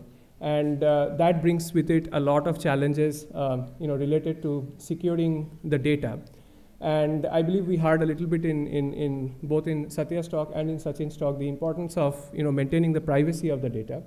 And here we have sort of a lot of work on, for example, using things like fully homomorphic encryption to encrypt the data and trustworthy and robust AI, as well as hybrid cloud data governance. We have a significant amount of work on the foundations of crypto, and this is something that I'm going to talk about, take a slightly deeper dive into in the next few slides. And here we have been working at the frontier of designing new cryptographic systems that can actually resist quantum attackers. We have been working not just on designing what we call as quantum safe cryptographic algorithms, but also around the governance and crypto agility challenges that come with it. So for example, and I think we heard Sachin talk about this as well, is that when we need to sort of migrate from the usage of quantum unsafe crypto to quantum safe crypto, there's a huge challenge regarding how this migration is actually going to happen. And we have some work that is exploring the challenges and trying to find solutions, and then being able to take them to our customers. And then finally, I think for the last 5 or 6 years, we have had a significant sort of focus on decentralization of trust and scaling decentralized identity across multiple aspects, ranging from supply chain to decentralized identity management, and also in central bank digital currency. So broadly speaking, this is kind of like a one-slide overview of the entire spectrum of work that's happening. For example, the threat management work primarily was started out of IBM Research Zurich. A lot of the cloud infrastructure work happens across almost all of the labs. Securing data and AI has traditionally been one of the biggest focuses of our Yorktown lab. Crypto Foundations is something that IBM Zurich has been working on for a while, but now we have strong collaborations between Zurich and India lab. And this is one of our major focus areas, and it's going to be for the next few years. And finally, decentralized trust is also something that IBM Research India has had a significant presence in. Next slide. Okay, so now I just wanted to provide a one-slide overview of our research around crypto agility and digital trust in the India Research Lab. Our vision sort of here is to basically view digital trust as this sort of highly pervasive and critical requirement that needs to sort of cover the entire scale of digital, the entire digital ecosystem and the digital stack today. And this is sort of not easy because we have things ranging from very simple requirements like securing computation and communication to all these sort of very, very highly advanced applications where nonetheless trust and privacy are very, very important. And so we are working sort of with the vision where we would like to enable the entire, the enterprise world to sort of adopt this entire breadth of digital trust constructs and do it in a manner that is agile. So do it in a manner that is compliant with the latest cryptographic standards. And I'm not just talking about quantum safe here. I'm talking about things like TLS, for example, and all the standardization that's happening in terms of usage of crypto. And then also sort of doing it in a manner that is going to be quantum safe so that when we have scalable quantum computers in the next few years, we would like to be able to sort of address those concerns. And then here we are sort of working with what we would like to say is an immediate or a short-term objective, which is basically helping the clients with visibility into their crypto estate and where in their crypto estate are the actual vulnerabilities, right? And how do we sort of automate the process of finding these vulnerabilities before we can actually sort of work on remediation. And then, of course, in the longer term, what we would like to do is prepare a ground, where we have basically all this breadth of constructs realized in a quantum safe and agile manner, where we sort of stop using entirely quantum unsafe versions of various constructs and switch over to quantum safe versions, essentially. Next slide. Right, so I think Sachin talked about this briefly, but I would like to take a little bit of a deeper dive into what we call as crypto inventory and vulnerability assessment. So here the idea is that we have a lot of code out there in the wild, right? We have developers using a variety of libraries, some of which may be standardized, some of which may just be their own libraries written up. Perhaps they are not always they may be customized and not always adherent to the latest standards. So there's this whole challenge of essentially discovering the usage of crypto in code, right? So you need to figure out which set of crypto libraries are getting used. And then there's also this other sort of challenge, which is that when this code is actually in use, right? So how do you at runtime profile the code and figure out the set of crypto libraries that are getting invoked, right? And then there's also the sort of the traffic, right? So how do you sort of monitor the usage of crypto across the traffic? So our goal here is to enable this sort of end-to-end discovery, right, of what we call as crypto assets or crypto bill of materials. And then what you do is you sort of have this discovery tool that generates a crypto inventory report, right? So it generates a report that summarizes the usage of crypto in your code. And then we go into what we call as the vulnerability analysis, right? Which is where you assess all the various vulnerabilities that exist, which could range from things like implementation loopholes to the usage of non-standardized or non-compliant crypto, or the usage of quantum unsafe crypto, the whole sort of range of things essentially. So this is one of the things that we have been working on for the past 1 year or so, and it happens to be one of the biggest focuses of IBM Research India right now in the space of crypto agility. Next slide, please. Yeah, and with this, I wanted to take a slightly deeper dive also into quantum safe cryptography and the presence of IBM Research globally, as well as our India Research Lab in efforts related to standardization, as well as advanced cryptography that is quantum safe. And I think I don't need to say this, but I think we are all aware of this, is the fact that recent advances in scalable quantum computing capabilities, they essentially render a lot of the widely used crypto today broken, right? And if we look at what risks this poses, right? So what a cybersecurity adversary could actually do, because the systems that are actually being deployed today are actually vulnerable, right? So it is possible that what the attacker could essentially do is collect all of the encrypted traffic and then decrypt it at a later point of time when the scalable quantum computers become available, and then all of the data that sort of has been communicated immediately becomes vulnerable, right? And so what this means is that we need to migrate to using quantum safe cryptography as soon as possible, right? So this is the biggest requirement. And of course, that is not an easy process, because we then need to standardize the set of algorithms that are going to be used, and then we need to figure out what's the best practices for migrating, essentially. Next slide, please. Yes, so I just wanted to summarize briefly that IBM Research has had a significant presence in this effort. And in particular, if we look at the NIST standardization effort for post-quantum cryptography, NIST has very, very recently announced 4 standards across public key encryption and digital signatures, all of which have IBM Research presence. And even more recently, NIST announced a new call for even more compact alternatives to the existing standards, in particular for digital signatures. Because if we look at the existing digital signature standards, in particular, Dilithium and Falcon are based on lattices, and one of the issues, or one of the things that we would like to sort of have, is slightly more compact signatures, right? Because as we know, with lattice-based cryptography, you sometimes tend to have non-compactness inherently built into your cryptographic designs. And then here we are working on exploring alternatives to lattices, like things like isogenies, for example, to design even shorter digital signatures. And this is actually an ongoing collaboration between IBM Research Zurich and IBM Research India. Next, please.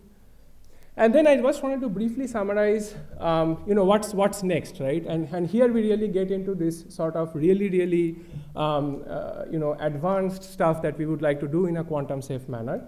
And I think we have heard about zero knowledge proofs, and we have heard a lot about, digital identity. My colleague Alessandro gave a talk yesterday where he talked about digital identity. We had a talk from Satya on zero knowledge proofs. So we know that these are important technologies, and they enable a lot of practical applications. For example, decentralization of trust, for example, self-sovereign identity, blockchain interoperability, privacy-preserving computation, and et cetera, et cetera. But the problem is that a lot of the stuff that is getting used today is basically quantum broken. And at some point, we will have to look at quantum safe alternatives to these. And here we actually have a very, very strong research agenda across IBM Research, and also now sort of nucleating in IBM Research India, where we have collaborations with academia, for example, with Chaya, with Shweta. We are working on advanced quantum safe, primitives, right? Exploring how to sort of push the boundaries of quantum safe cryptography and realizing really, really advanced quantum safe primitives from various assumptions. So this is one of our biggest focus areas right now.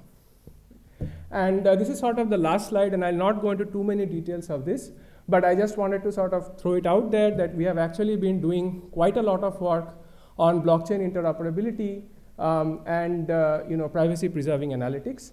And we have had a significant presence in the standardization of blockchain interoperability. Interoperability essentially is a set of protocols or a set of practices that one should follow when two blockchain networks essentially want to communicate with each other. And we have had a lot of work looking at the privacy aspects of how two mutually distrusting networks could, for example, establish a trust basis, right, for interoperation. And then, how do we sort of, what are the security challenges that are in that space? And then we have had a lot of research as well as academic collaborations, and most importantly standardization efforts. And we have had a significant presence in Hyperledger Cacti, for example, which is Linux Foundation's global standard for blockchain interoperability.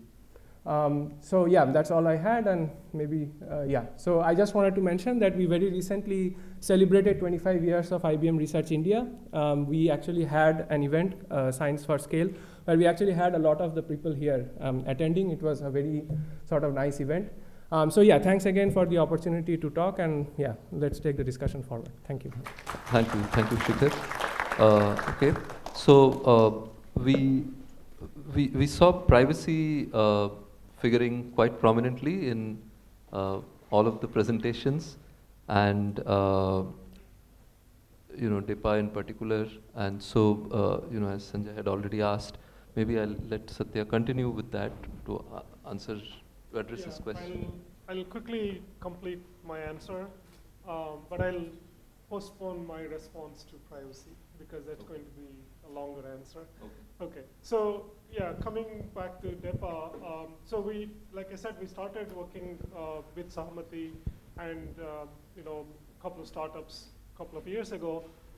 That's been going on, but then we have progressed in research more towards training, a training pipeline for DEPA. So the example that I showed was primarily for inference, and also the implementation that we have is also primarily for inference. So in terms of research, we are focusing more on creating a pipeline using confidential clean rooms for training, and that's a very difficult problem, and so it's taking much longer. And internally, Microsoft does want to build a managed service using confidential clean rooms with DEPA as just one of the account aggregators being one of the applications. Of course, when Microsoft builds these services, India is not the only focus. So they really are thinking about applications of confidential clean rooms globally for a variety of applications, including, for example, privacy-preserving inference, which is an example that I showed, as well as multi-party computation using trusted hardware, and healthcare scenarios. Yeah, those are some of the examples. That's where the effort is focused more now than just DEPA inference alone. Okay, I'll stop there. I'll come back to privacy later. Yeah. Sachin, did you want to add anything about the DEPA specific things, or we could? Yeah, I don't want to add anything DEPA specific. I think it's a very interesting architectural concept. We haven't seen it elsewhere in the world. So I think that's some very clever thinking on our part. But just going back to consent, I just want to make this part clear. What I observed from the TCS lens. There are three types of processing that happens. One you can say is a lawful processing. So for example, bank has to have certain data about us. Without that, they can't provide us service, right? And this is something they just give us a notice, and you take it or leave it. The next is, there are purposes that bank won't feel shy about disclosing to us, which is not covered in their notice, and they'll ask for consent. So it's a classic case. But then there is a third type of processing where they do want to process our data, get something out of it, but for a variety of reasons they can't disclose. This may be just as a competitive thing. It could be that something they are not comfortable telling us. All privacy tech goes there. So all this private computation that we are seeing, including use of FHE, maybe even federated learning some flavor, all differential privacy, anonymity, all that tech is going there. But as I said, consent is actually critical. It's probably very long term. It's going to stay. DEPA architecture is a quite innovative thing. And consent managers, big role to play. The challenge although is that it has been observed that, so there was a research by Carnegie Mellon team long back. They basically observe that if you give people this power, they disclose more. Okay, It's like driving a car with advanced braking system. You feel that car will take care of me and you drive fast, like that. So it's not clear if we are actually helping the target individual, it's a complex thing. But we'll see. I think there is a lot more research that will happen now, and hopefully we'll have sweet spots there. Okay. Yeah, actually, if anybody in the audience has a question or comment, okay, yeah, maybe there. I don't know if there's a way to reach the mic there.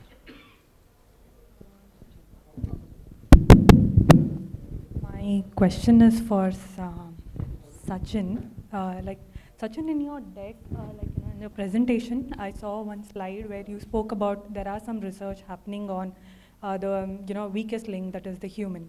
So I'm interested to know what sort of research, because the leading firms, especially on security awareness, who talk about human security, SANS and all, they release paper which talks about the advances, how they are using cognitive psychology, behavioral heuristics, behavioral thinking patterns, or critical thinking patterns. They consider into how we should consider them in order to build the systems, or consider them for the awareness and stuff like that.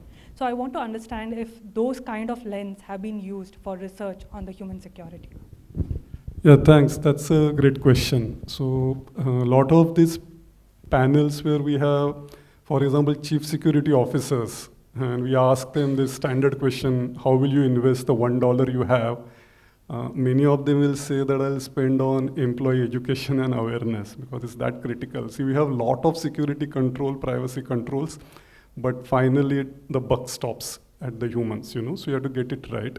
I think same is true for overall trust also, right? That you may have all fancy, nice technology, but ultimately at some point human is going to take a decision. And that's where, as you sort of alluded to, thinking fast, thinking slow, that really becomes very apparent. So we have research in, as I mentioned, behavioral sciences group. They have been trying to see how stick and carrot kind of thing, nudge theory, how those things could be useful, for getting these things right, in the TCS parlance. I mean, previously it was just more of a stick really, if you don't do this, you get some punishment and all, but even that doesn't work always. So how to nudge people to sort of right behavior has been a focus.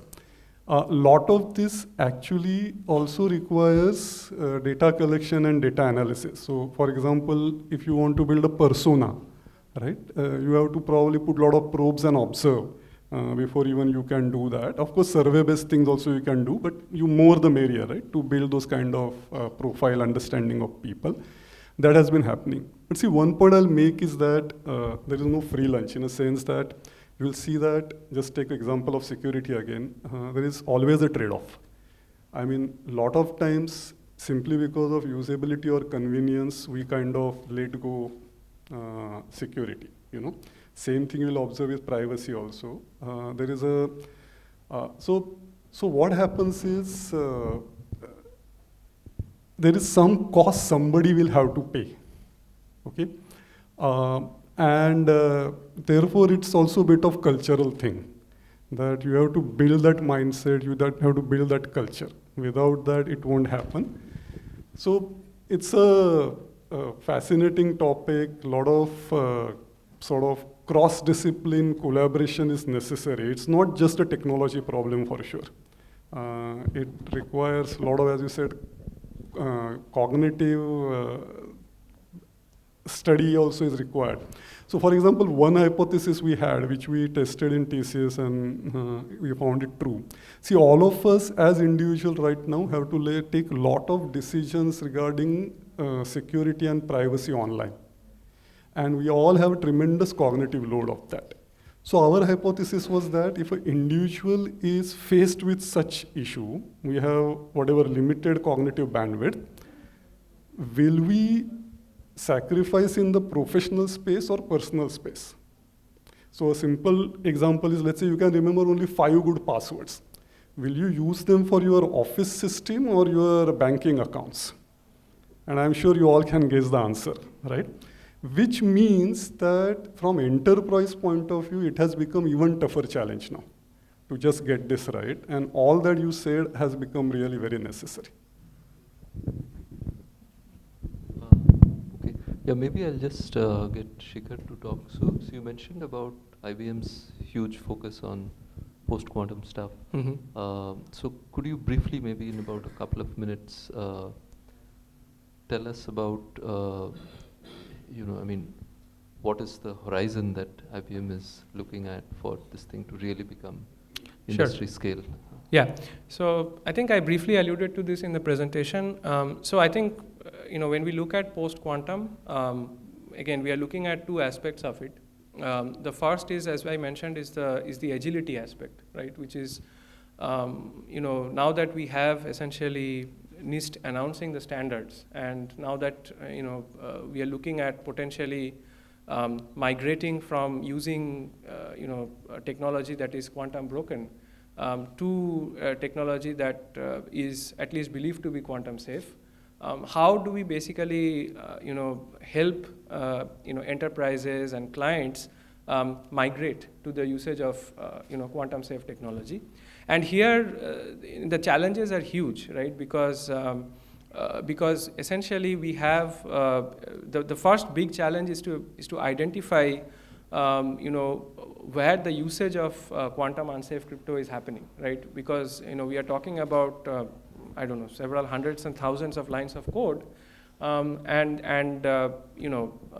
it is really a big challenge, and it requires perhaps expertise from just beyond cryptography and security. We're talking about things like program analysis and figuring out where exactly in the network traffic, or where exactly in the code is the crypto being called, and then sort of having a mechanism to transfer to the usage of quantum safe crypto. So I think that is one of the biggest challenges that we are currently looking at. As far as the frontiers of quantum safe cryptography are concerned, so I think the biggest challenge right now is the following. We had a number of cryptographic standards in place, and there are cryptographic standards being worked upon as we speak. For example, in the space of digital identity, and in the space of we have, for example, W3C and the IETF working on what should be the cryptographic standards for things like digital identity, and all of these currently are quantum unsafe. At least the things that are being considered are quantum unsafe. And now, a few years down the line, we would like to have quantum safe alternatives to these.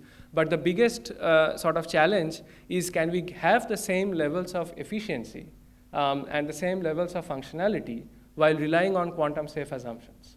And this is, I think, a really fascinating question because we don't know, right? There could be some fundamental lower bounds to achieving the same kind of efficiency versus functionality trade-off once we switch over to using quantum safe assumptions.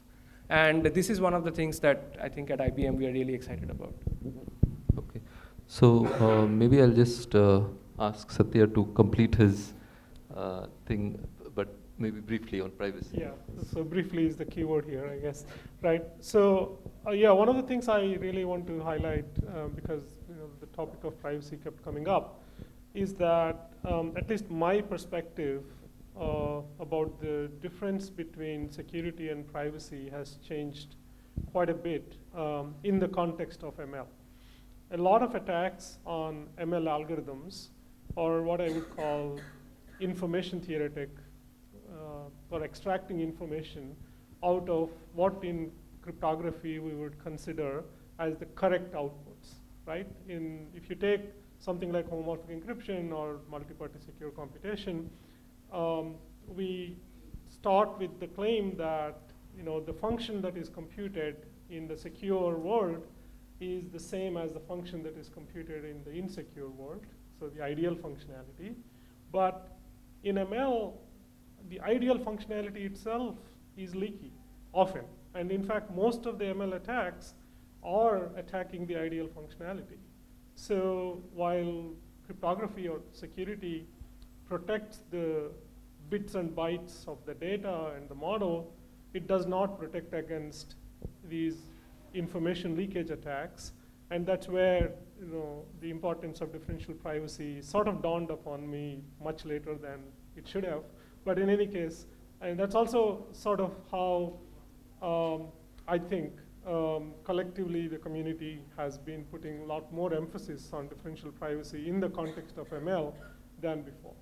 And so since you have asked in one of your preparatory questions, where do we see the emphasis needed in the context of digital trust? At least in these areas related to cryptography, security, and privacy, I think protecting against attacks on ML models is really urgent. It's actually, again, I'll take maybe like one more, a fraction of a minute. It's actually mind-boggling, even scary, how pervasive ML is and how pervasive, how fast it's moving, and we understand so little of it. So, especially from privacy and security point of view. So I somehow feel that it's really urgent that we focus on machine learning related vulnerabilities, of all kinds: security, privacy, fairness, everything. But of course, here we are talking about, because of the collective expertise here, we're talking about security and privacy mostly. Okay. Thanks, Satya. I think we are running a bit short of time. So with that, I think we come to the conclusion of this panel discussion. I wish we had some more time. There were certainly more questions that I had, but we'll catch up over coffee. Yeah. So let me thank again our three panelists today, Sikhar from IBM Research, Sachin from TCS Research, and Satya from Microsoft Research. We learned a lot from their presentations and perspectives. So with that, we come to the end of this panel discussion. So that was indeed a highly spirited, engaging discussion. So we extend our heartfelt gratitude to all our panelists for sharing their knowledge and also shedding light on this critical topic. Now, I would like to invite Professor Prabhakaran to join us on stage and felicitate our panelists.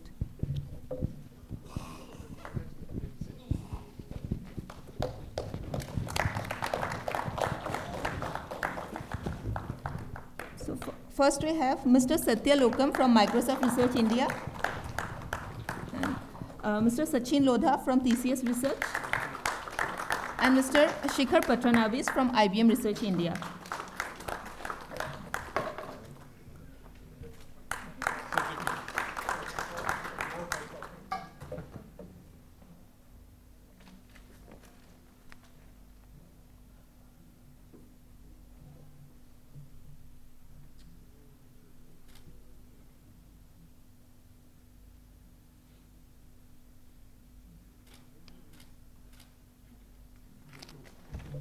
So it's time for a well-deserved break. So please head to the foyer outside where we have hot tea and coffee ready for you. And we'll meet you back here in 15 minutes. Thank you. I was thinking that our panel was supposed to be at 10:30 today.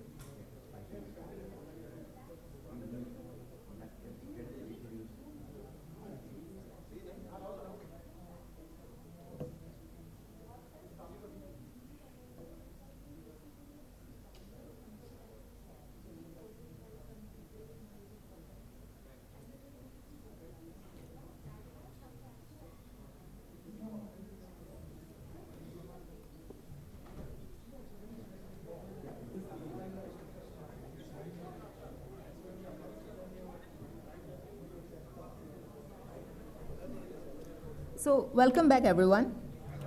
Up next, we have something that could shape the future of technology: cryptography deep tech. Join us as we explore the practical opportunities within the world of cryptography led by the experts in the field.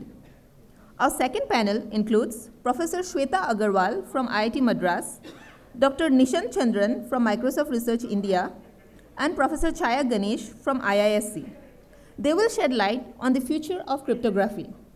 So to steer this insightful discussion, please join me in welcoming Professor Manoj Prabhakaran from the CSE Department, IIT Bombay, who is also the principal investigator of IIT Bombay Trust Lab. We request Professor Manoj and the panelists to join us on stage. So Professor Manoj is the Vijay and Sitavashi Chair Professor in the Department of Computer Science and Engineering at IIT Bombay. He is a recipient of multiple prestigious fellowships and awards. He serves on several editorial boards and committees like the Journal of Cryptology, Theory of Cryptography, and many more. His research interests include theoretical and applied cryptography, topics in information security, topics in theoretical computer science. So over to you, sir. Thanks for that introduction. So it's my great pleasure to introduce my esteemed panelists. I'll briefly introduce you to them. Professor Shweta Agrawal from IIT Madras. She's an associate professor and a Venki Harinarayanan and Anand Rajaraman faculty fellow at the Computer Science and Engineering Department at IIT Madras. Her research interests are in cryptography, information security, and generally theoretical computer science. She earned her PhD from the University of Texas at Austin, and during her PhD, she also worked with Dan Burney, who happens to be one of our advisory board members at Stanford, and Professor Sridhar in the field of information theory. She spent 2 years as a postdoc at UCLA with Professor Amit Sahai, and she has several accolades to her name, which I will skip for the sake of time.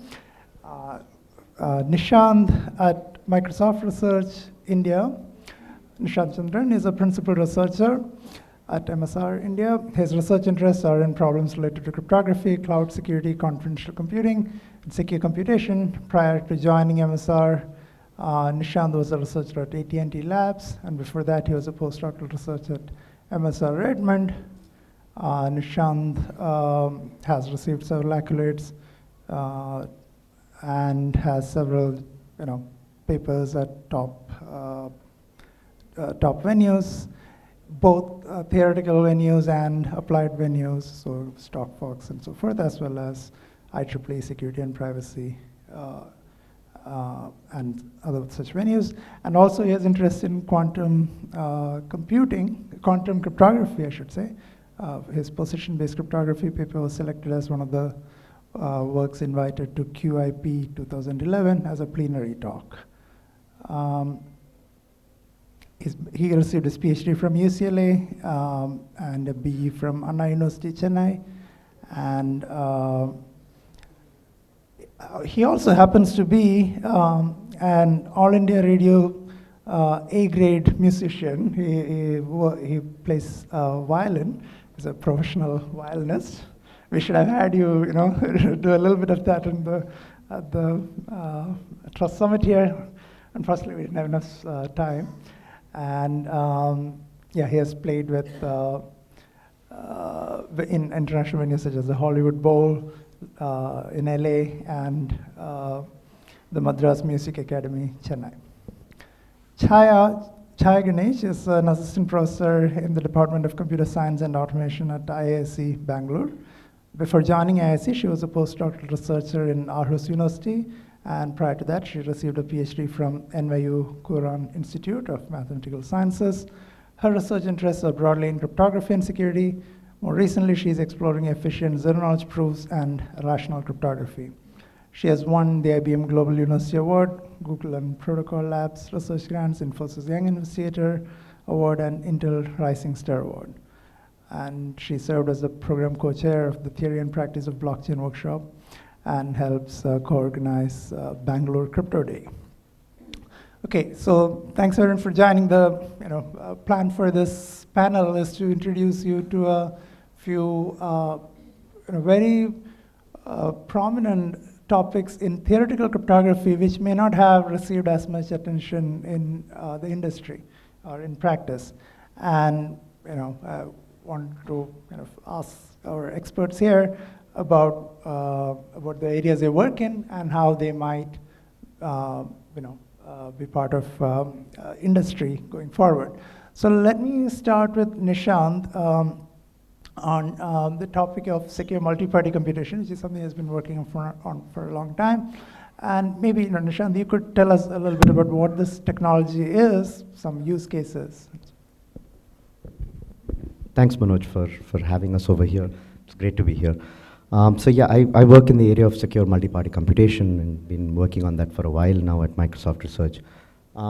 Secure multi-party computation is at a very, very high level. If you have multiple entities who are bringing in private data and they don't trust each other or any entity, but they want to run some computations on this data, right? Can they actually do this without having to give their clear text data to anybody? And amazingly, it's been known for about 40 years in the theoretical cryptography community that this is indeed possible for any kind of function that you want to. But over the last maybe 5 to 10 years, there's been an explosion in how practical this technology has become. I'll give you some examples of the types of use case scenarios where it could be useful. Let's say I'm a bank and a customer comes to me and I want to check if this customer happens to be on some fraud list or just a list that I want to query, right? And this list is being maintained by some other entity. Maybe it's maintained by a law enforcement agency, or maybe even maintained by a competitor bank, right? And now I don't want to reveal my query to the other entity because that customer has come to me. I don't want to tell them who are my customers or potential customers and so on. At the same time, the list itself cannot be made public because that's confidential information. And so can we actually query this list in a privacy-preserving manner and just get a yes or no answer? I just want to know whether this customer is present on a blacklist or a white list or something like that. You can envision other kinds of scenarios as well. And I don't want to learn anything else about the database. At the same time, the owner of the database should not learn anything about the query that's being made, right? And cryptography makes this possible, and it's very practical to make these kinds of queries possible. Another type of use cases, which Satya also spoke about briefly in the previous panel, is in the context of machine learning, where let's say I have developed a machine learning model based on data that I have collected. I might be a hospital. I've seen a lot of patient data, that patients that have come to my hospital. I've trained a machine learning model for whatever it might be, disease diagnosis, prediction, and so on. And I want to offer this as a service to other hospitals. But that hospital is getting patient information, and that hospital does not want to reveal their patient information to me in order to be able to execute this machine learning model. I don't want to reveal my machine learning model to the hospital where I'm actually offering this as a service, because that's my intellectual property, because I got a lot of these patients and I was able to train this model, right? So how can I offer inferencing as a service to other entities without revealing my intellectual property, but at the same time I don't get to see what it was actually queried on, right? So there are these two entities that are bringing in private information, and I want to derive some utility out of both these entities that are, both the data that's coming from these multiple sources. You could also think about like machine learning training algorithms, multiple entities bringing in private data, and you want to be able to run a machine learning training pipeline through this entire workload as if you had access to all of the data in one place, but actually you don't have. And then also, we've also been looking at use cases like fraud prevention, like you want to do banking fraud prevention. Today, banks get a lot of signals about the customer when they're trying to log in or make a banking transaction, things like what device are you using, where are you using it from, and so on and so forth. But that information is siloed within the bank. And if you could get access to information from other entities, for example, if you could get access to information from telecom service providers that know a lot about actually the customer. They know a lot about your mobile phone, your normal usage patterns, your normal locations and so on. This could actually go a long way into mitigating lots of fraud that takes place, particularly through social engineering attacks. Those kinds of things could actually be mitigated if this information could be shared. But there are privacy risks here. The telecom service providers don't want to reveal or cannot reveal the locations of their customers and so on. And banks also don't want to do the same. But you're just interested in something very specific, like you want to run some algorithm to check if this could potentially be fraudulent and so on. And secure multi-party computation could help there. So a lot of our work has focused on how to make this technology more practical, more usable, and scalable to real-world use cases. Okay, thanks, Nishanth. I'll come back to all the panelists about more of this, but let me move on to Chaya on a related technology, and that's zero-knowledge proof, something we already heard a bit about.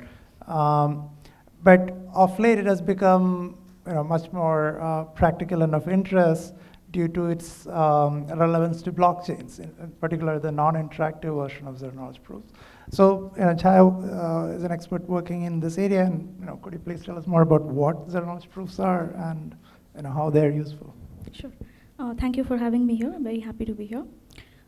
Zero-knowledge proofs are a very high level. It's this primitive that allows an entity called a prover to prove that a certain claimed output of the computation is the correct output to a verifier without revealing any of the secrets involved in the computation. If I may interpret your question more broadly and talk about just proof systems instead of just zero-knowledge proofs, because there are other properties of a proof system like succinctness that is interesting even when we don't care about zero-knowledge. So proof systems allow us to convince a verifier that a computation has been done correctly when either the verifier is a light client, so it cannot perform the computation, and verification is much, much cheaper than the computation itself, or the verifier cannot perform the computation because we don't want to reveal the inputs to the computation and we want to prove. So proof systems have this zero-knowledge property that gives us privacy and succinctness property that gives us scalability, which is important in applications I'll talk about. So a couple of use cases to illustrate the power of proof systems. About the zero-knowledge property itself, one example is in proving compliance with a predicate without revealing our secrets. For example, we can think about network middle boxes which check that client traffic is conforming to some network usage policies. So one could imagine being able to do this in a privacy-preserving way, like a zero-knowledge middle box where we encrypt all the traffic, but now use zero-knowledge proofs to show that the values underlying these ciphertexts are actually complying with any usage policies we might have. Nishanth already talked about privacy-preserving ML using MPC. Zero-knowledge is another solution that you could use to prove a variety of interesting things in the ML pipeline. For example, one could ask that, Nishanth also said that these trained ML models are sort of proprietary. So people might not want to reveal these model parameters. Given that today we use all these ML models to make decisions that are sort of societally important, there are questions about fairness. So one could ask, can we have these ML owners prove that these black box models, which they don't want to reveal in the plane, satisfy some well-defined fairness criteria, right? This could be any definition of fairness, that is an orthogonal problem. But if we do have a definition of fairness, something like, if I change the protected attribute, accuracy doesn't change too much. If that is my fairness definition, you could use a zero-knowledge proof to prove that this hidden ML model satisfies this fairness definition. One could also answer integrity questions that Satya talked about in the previous panel, where we might want to prove that a certain ML model has actually been trained on some secret but authenticated data. Like a trusted party has signed all this data, we don't want to reveal it, but we want the guarantee that this ML model I'm using actually comes from using a given training algorithm on this secret and signed data. But we could think about more problems in the entire ML pipeline where zero-knowledge proofs are a very powerful tool to do it. I just want to give one more example where succinctness is the crucial property that gives us the desired property in an application. This is the ZK rollup application. It's called ZK rollup, but really it's not about zero knowledge, it's more about succinctness.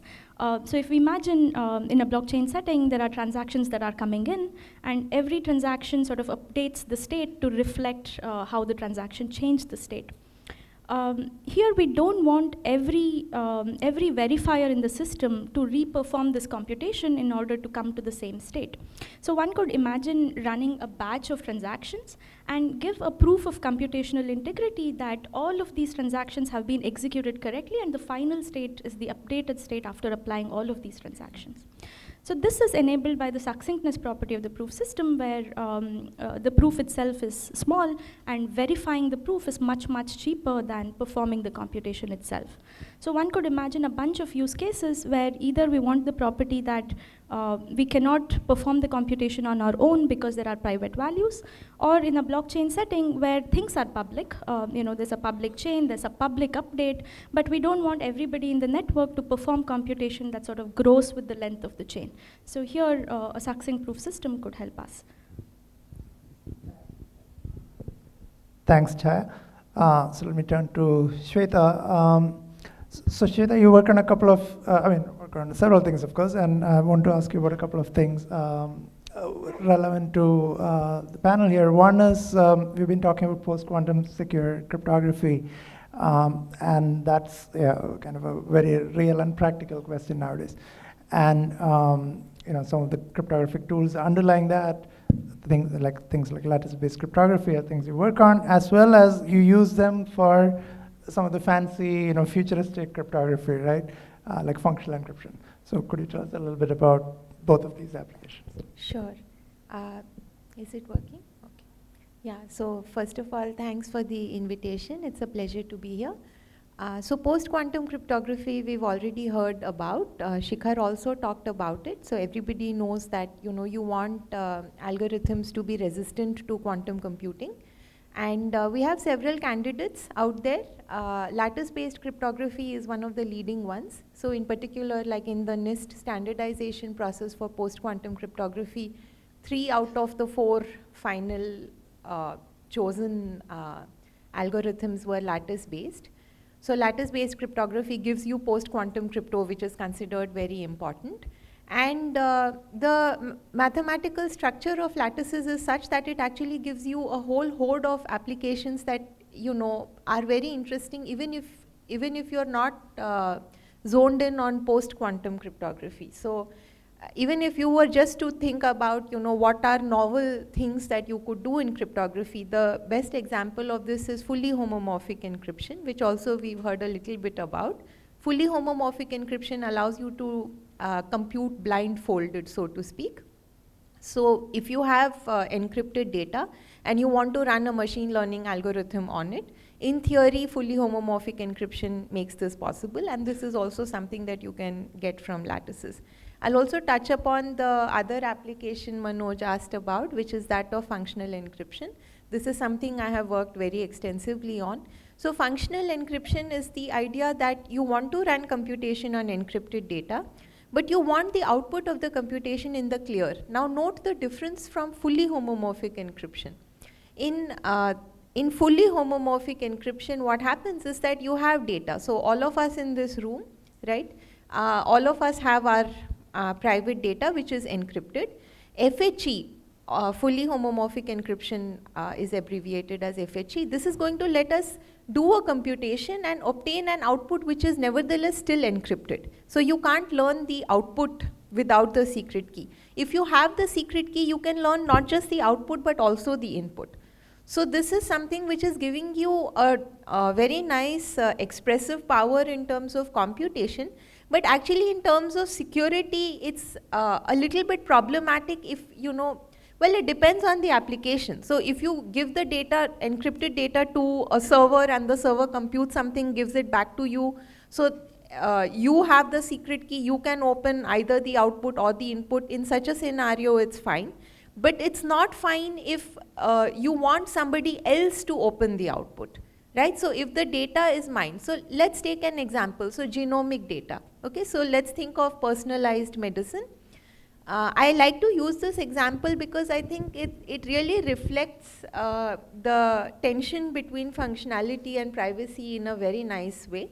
Everybody agrees that, you know, medical research is important.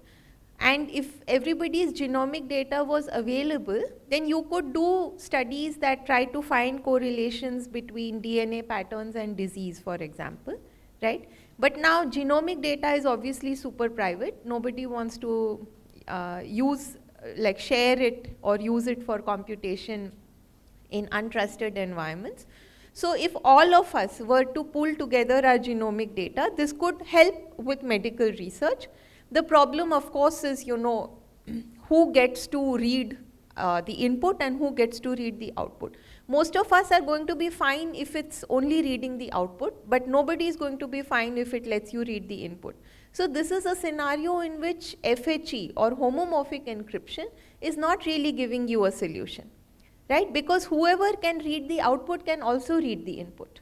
So this is a problem. In something like functional encryption, you're going a step further. So functional encryption is more powerful than homomorphic encryption. It allows you to give sort of restricted keys, which allow the key holder to only open the output but not the input. Okay? So it's something that is more powerful. And these are all things that can be built from lattices in the context of functional encryption. This is not a blanket statement because there are various parameters of interest in these schemes, and there are some things you can you can build from lattices, some things that you cannot, and so on. But lattices do enable a lot of new functionality that other mathematical assumptions don't. Thanks, Shweta. I hope our panelists didn't load you with too much information. These are all somewhat seemingly similar sounding cryptographic tools, but with very different use cases. In a way, you could think of everything as instance of secure multi-party computation. Data is sitting with many people and you're computing on it. But zero knowledge proofs are a certain kind of computation, and when they're non-interactive, that's the power they're bringing in often.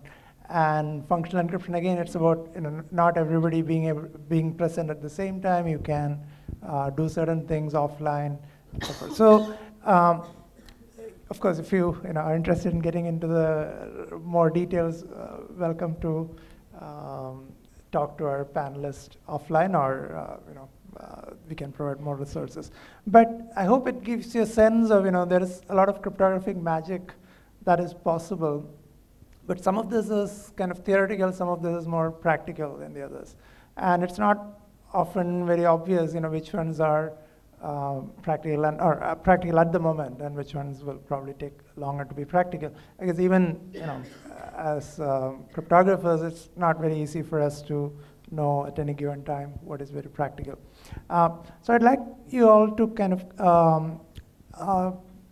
take on that question and tell us, how much of this has already become practical, and what are the bottlenecks in making more of these technologies practical. So if you were to have a startup based on some of these technologies, what are the challenges they face and what are the opportunities they have? Okay, I'll go first on the multi-party computation or MPC front. So I think, as I said, over the last 5-7 years, there's just been dramatic improvements in the performance of multi-party computation protocols. And almost any scenario that you can think of today, performance I don't think is the bottleneck as such. We have drastically brought down, just these lookups that I was talking about, querying a private database or running machine learning workloads. Today we can take the latest and greatest large language models also and run them also through machine learning, through cryptographic pipelines, and you can actually get secure computation protocols for all of those.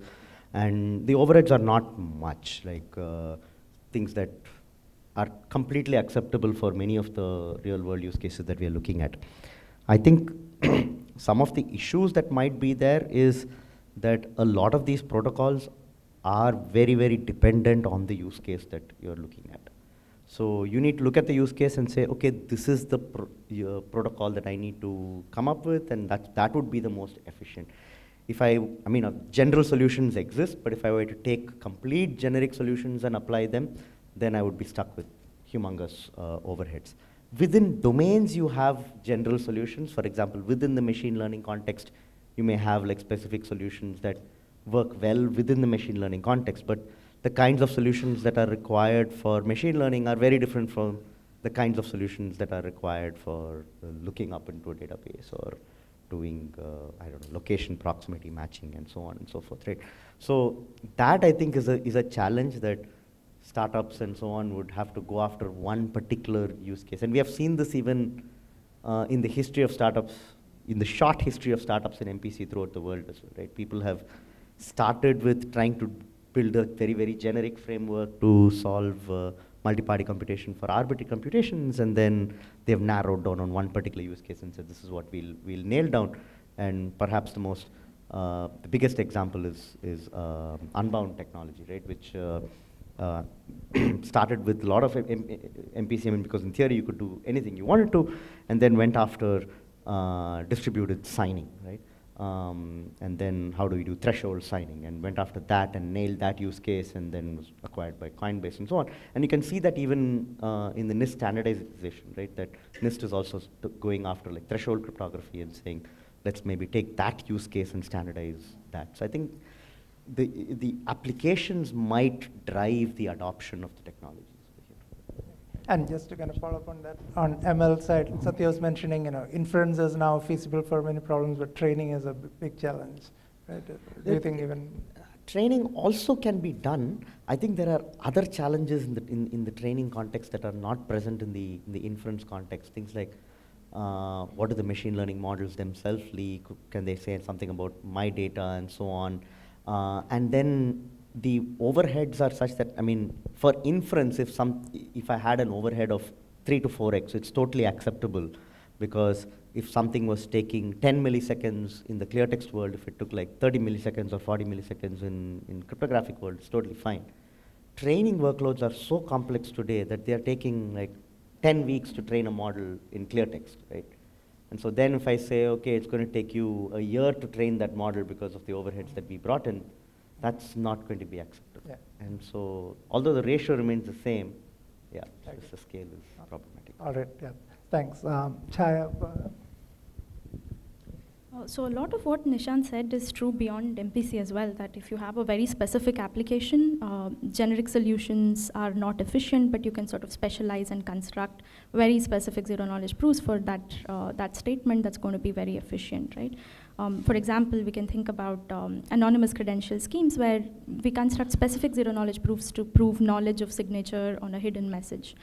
These are not generic zero-knowledge proofs, but very specific to these kind of statements, and they're quite efficient. Similarly, we have privacy-preserving proofs of solvency. I guess when Mt. Gox lost a lot of client money several years ago, people started thinking about this problem, and now they are very efficient. There are very efficient zero-knowledge proofs, especially to prove that exchanges are solvent without revealing, what accounts they hold, without revealing their customer balances, and so on. So I guess the bottlenecks in deployment is probably in concrete efficiency. Asymptotically, snarks give sort of the best we can, but maybe concretely there is still some overhead. But another bottleneck that comes to my mind is the gap in protocol specification and implementation of the protocol. So what happened with Zcash a couple of years ago is there was a bug in the zk snark that was deployed in Zcash.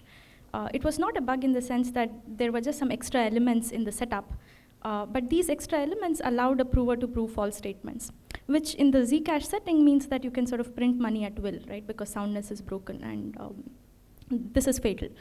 More recently, an academic paper underspecified how to go from the interactive setting to non-interactive setting.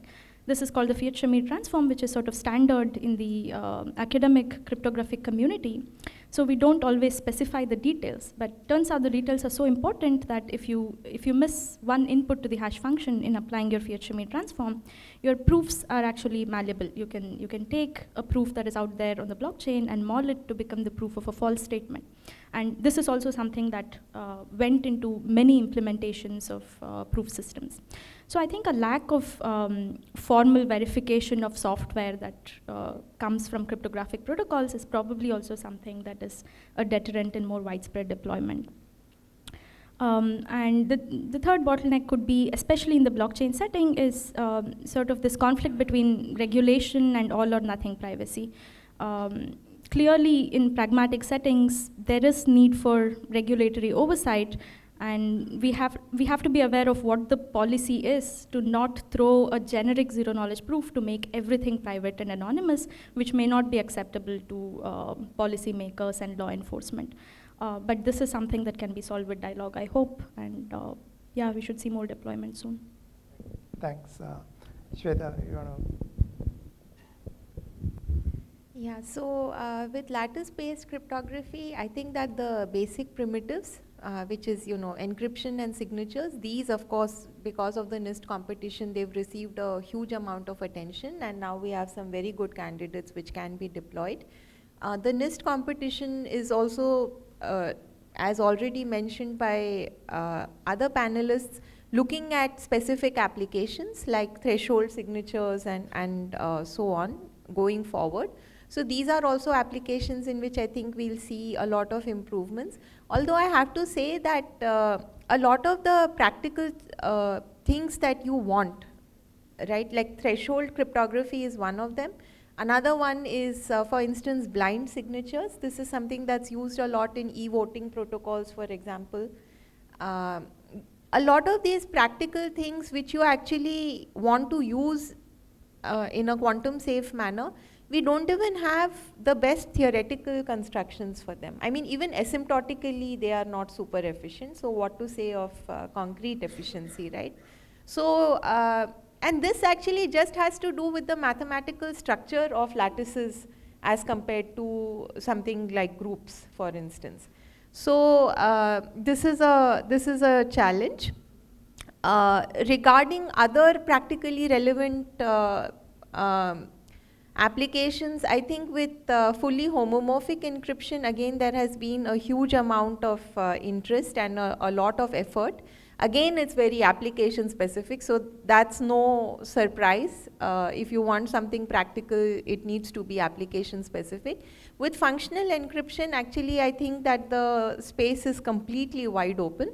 For very limited classes of functions, there are somewhat efficient theoretical constructions, but I think there is a genuine possibility of using, for instance, multi-input, something called multi-input functional encryption, which allows you to compute on inputs provided by different people. There is a genuine possibility of using that in meaningful applications. The space is completely wide open. So I think in functional encryption, we haven't really crossed the bridge at all from theory to practice. And just to continue on that, there are also even further futuristic things like obfuscation in the horizon. Right? Yes, yes.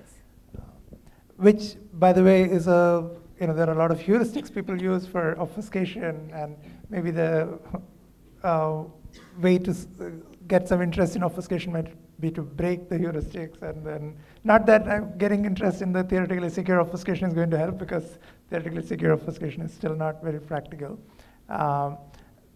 I'm just saying that maybe as theoreticians working in obfuscation, we might also want to consider why some of the practical heuristics are not. If you want to get the industry to be interested, why they are not secure. They are actually. So as of now, I think that the community of theoretical cryptography probably just got a little tired because it was a very long cycle. I meant to say the heuristics in the practice. The code those ones. I see. Yeah. Sorry, I was referring to heuristic cryptographic constructions. Yeah. Which exist, and currently those still stand. So after a very long line of makes and breaks in that space, there exist constructions, heuristic constructions of obfuscation that the community does not know how to break, so we can conjecture that these are secure. But you're talking of what are the obfuscation which is actually because used the heuristic, in. the ones in theory are still very impractical, the heuristic ones, right? So the joke here is that, all academics know that obfuscation in practice is very easy. Just have your students code up the problem. That's already obfuscated. So very, very hard to reverse engineer. Right. And one thing that came up, maybe I'll finish with that, quick comments from all of you on that, is the theoretical papers are written for a different audience. They're underspecified. Sometimes they're vague to an outside reader or even to people in the community, because the focus is on the high-level ideas and not on some of the low-level details, which are considered implementation specific. But to translate, to bridge that thing, to go from papers, the cryptography in papers, to say a startup's code, right? Seems like we need a generation of people well trained in both programming, or who also have interest in programming, and also trained in cryptography, right? Any comments on that? You can. Since I have the mic, maybe I'll start. Sure. I completely agree. You do need people who are well trained both in cryptography as well as in coding, and this is a really big gap that we have, at least in India. So my colleagues and I at IIT Madras, we have been for a long time trying to build exactly this, that we provide the expertise in cryptography. You don't need to understand how the proofs work, but you need to understand how the constructions work in a way that is deep enough for you to implement it correctly, right? And not leave any holes around the place. But at the moment, at least, we find it pretty challenging to find people who sort of sit in this niche. So indeed, that's something that would help a lot if we had. At Microsoft Research, you have had some success in bridging that gap. So maybe you could. Yeah, I think some of the success I attribute to the fact that the researchers working in various domains got together. Right? So we have people working with us who work on cryptography, on programming languages, on acceleration through GPUs and so on. So we have the multi-party computation project at Microsoft has researchers working on all these aspects. And so we bring in students or interns who have expertise in these various areas as well. And so if you look at crypto implementation, I mean, I may understand some crypto aspects of it, but I may not understand why something is not performant from some other aspect of it. And a programming language person might be able to help with that, or helping us build an end-to-end pipeline. Or most recently, we had some success in taking some MPC protocols and porting them to GPUs and accelerating them. I may not understand fully what are the bottlenecks over there. And we actually had to go back and design some of the crypto protocols, again, keeping some of these overheads in mind, which we did not think were overheads to begin with, because that's not something traditionally you would think as overheads, or the most important overheads in the cryptographic world. So I think if that collaboration happens, then students also, you don't need to, it's very hard to get one person who can do everything, right? Same with researchers, same with students as well. But then if you get like more students working on various aspects, but have them interact with each other, I think they can learn from and build this team that actually can. Okay, thanks. And maybe going to Chaya, another model that might have worked is to lure cryptographers with a lot of money, like that happened in blockchain world, right? A lot of the theoreticians, Jens Groth and who are, right? They built their own startups for their knowledge. We could tell us a little bit about how it worked in that space. Sure. So Nishanth and Shweta already said that we need people who are interested both in programming and crypto. But I think we also need people who can do formal verification of complete systems, right? Because some of the bugs we've seen in the recent past is not just from underspecified protocols, it's also from incorrect proofs of security and missing proofs of security. Because people come up with a protocol, proof security, and especially in the zero knowledge space where there is so much progress, people optimize and then just argue informally that this optimization did not break the proof of security. And this is exactly where bugs creep in. Like Nishanth said, one person cannot do everything, so I think we really need to work closely, cryptographers need to work closely with people in the formal verification community to sort of build proofs of complete systems. Okay, thanks a lot. Since I'll take one or two questions from the audience, very quick questions if there are. Yeah. Regarding these lattices, I wanted to ask, when one says post-quantum secure, usually one refers to source algorithm, provers, and solution of the discrete log, etc. For lattices, is it exactly the completeness of SVP, or what are the basic issues about why lattices give quantum secure primitive? Yeah, thanks for asking this question. Because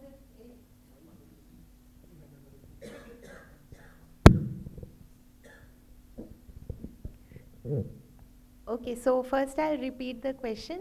The question is about why do we conjecture post-quantum security with lattices, right? Essentially. And I was thanking the speaker for asking the question because it has a really cool answer.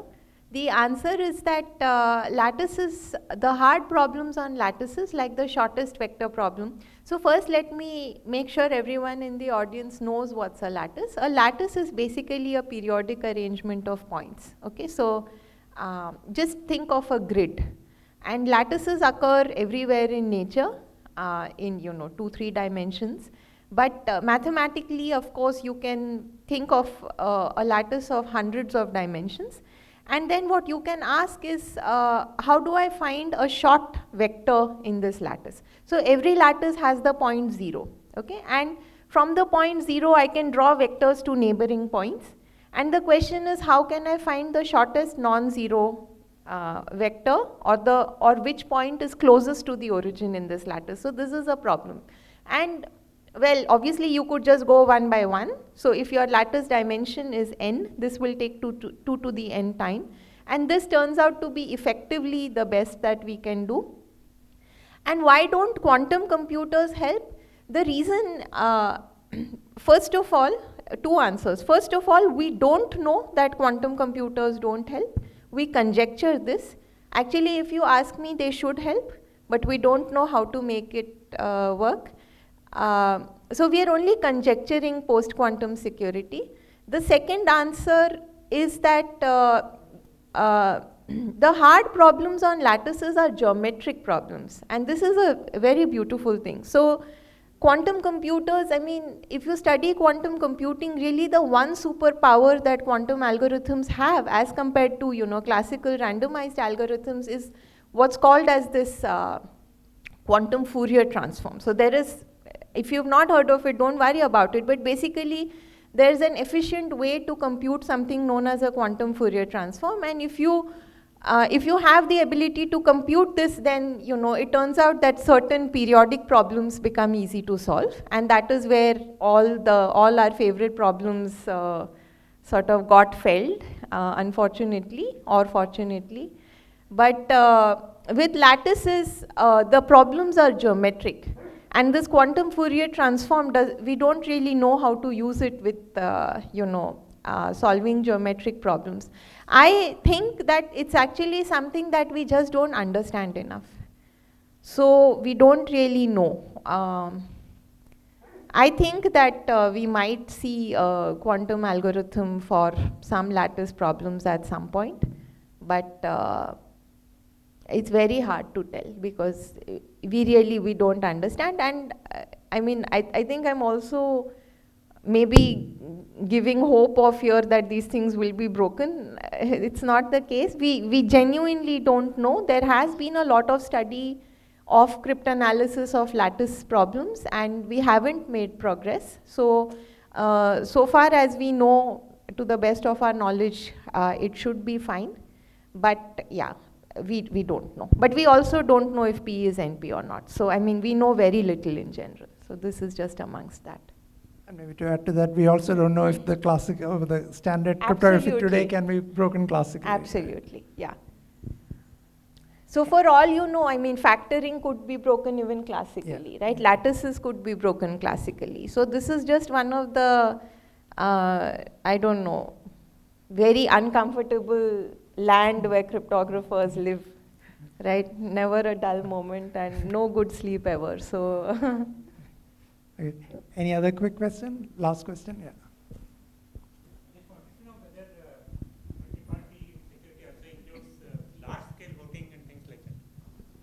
Like voting systems for the country, for example, or feedbacks, like how do I know that what people really want in such a way that I don't want to know a person's feedback, but collective feedback at a country level. Is it the same problem or it's totally different? So research-wise, is it the same problem or different problem? Great question. Thanks for asking it. So there are multiple aspects that you touched upon over here. Multi-party computation itself deals with the act of securing the computation itself. We are all bringing in data. We don't want to bring data to a single place in a clear text manner, but we want to get the results of that computation, right? Now, as I think Satya or someone or Sachin spoke about in the previous panel, you may also be concerned about what the outputs of this function reveal itself, right? That is something that's handled by the notion of differential privacy. Right? You can combine the two, and that's what would, if you really want to get a full-blown solution. But these are the two aspects to it. Multi-party computation can enable you to do multiple entities coming in, bringing in their data, and you can compute. So in whatever scenario that you're talking about as well, for voting, it can be used. It's not the most. Voting has, just like how zero-knowledge proofs have, it can be viewed as an instantiation of multi-party computation, but it has its own set of properties that you would like it to have for practical use cases.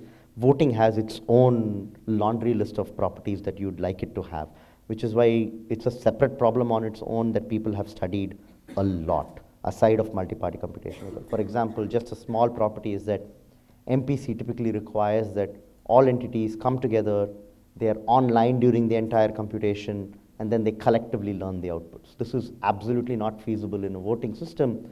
You want to be able to cast your vote and go away, right? And so that's a different property that you want out of the voting system. And then you want things like deniability and those kinds of things which are not automatically part of an MPC framework. So voting has been studied a lot. MPC is an umbrella term for this, but normally we use it in other contexts. Okay. Thanks to our panelists and the audience, and I think we'll just finish now. Thanks all of you. Yeah. I think there will be some felicitations. Thank you all for joining this informative session. Now I would like to request Dr. Shridhar Shukla to come on the stage to felicitate our panelists.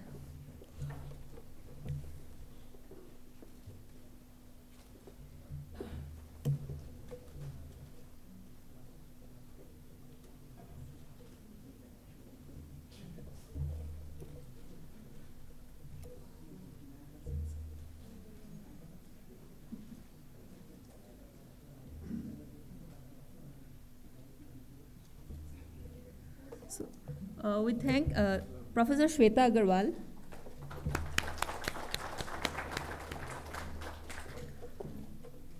Dr. Nishanth Chandran,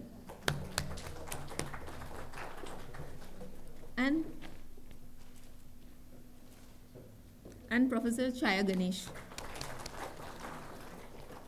And we also thank our moderator, Professor Manoj.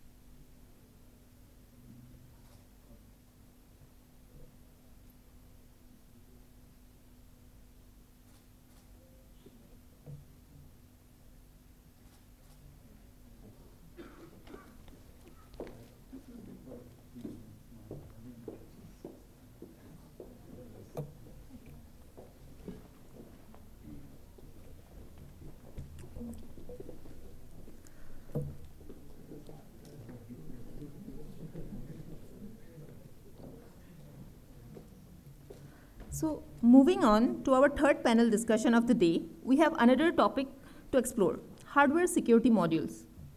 Now, hardware security modules play a pivotal role in safeguarding digital interactions. So join us for an enlightening panel discussion where we will dive into the challenges and opportunities in building trustworthy hardware security modules. So our esteemed panelists include Mr. Sashi Kumar Ganeshan from Modular Open Source Identity Platform, Professor Udayan Ganguly from IIT Bombay, and Professor Chester Ribeiro from IIT Madras. Now, steering this engaging discussion will be Professor Biswabandhan Panda from the CSC department at IIT Bombay. I request Professor Panda and the panelists to take their seats on the stage.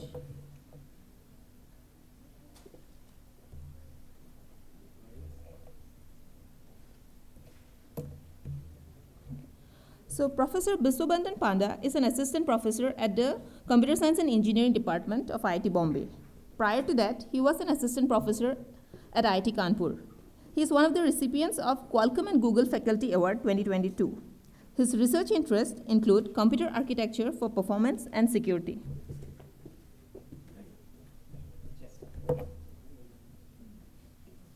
So over to you, sir.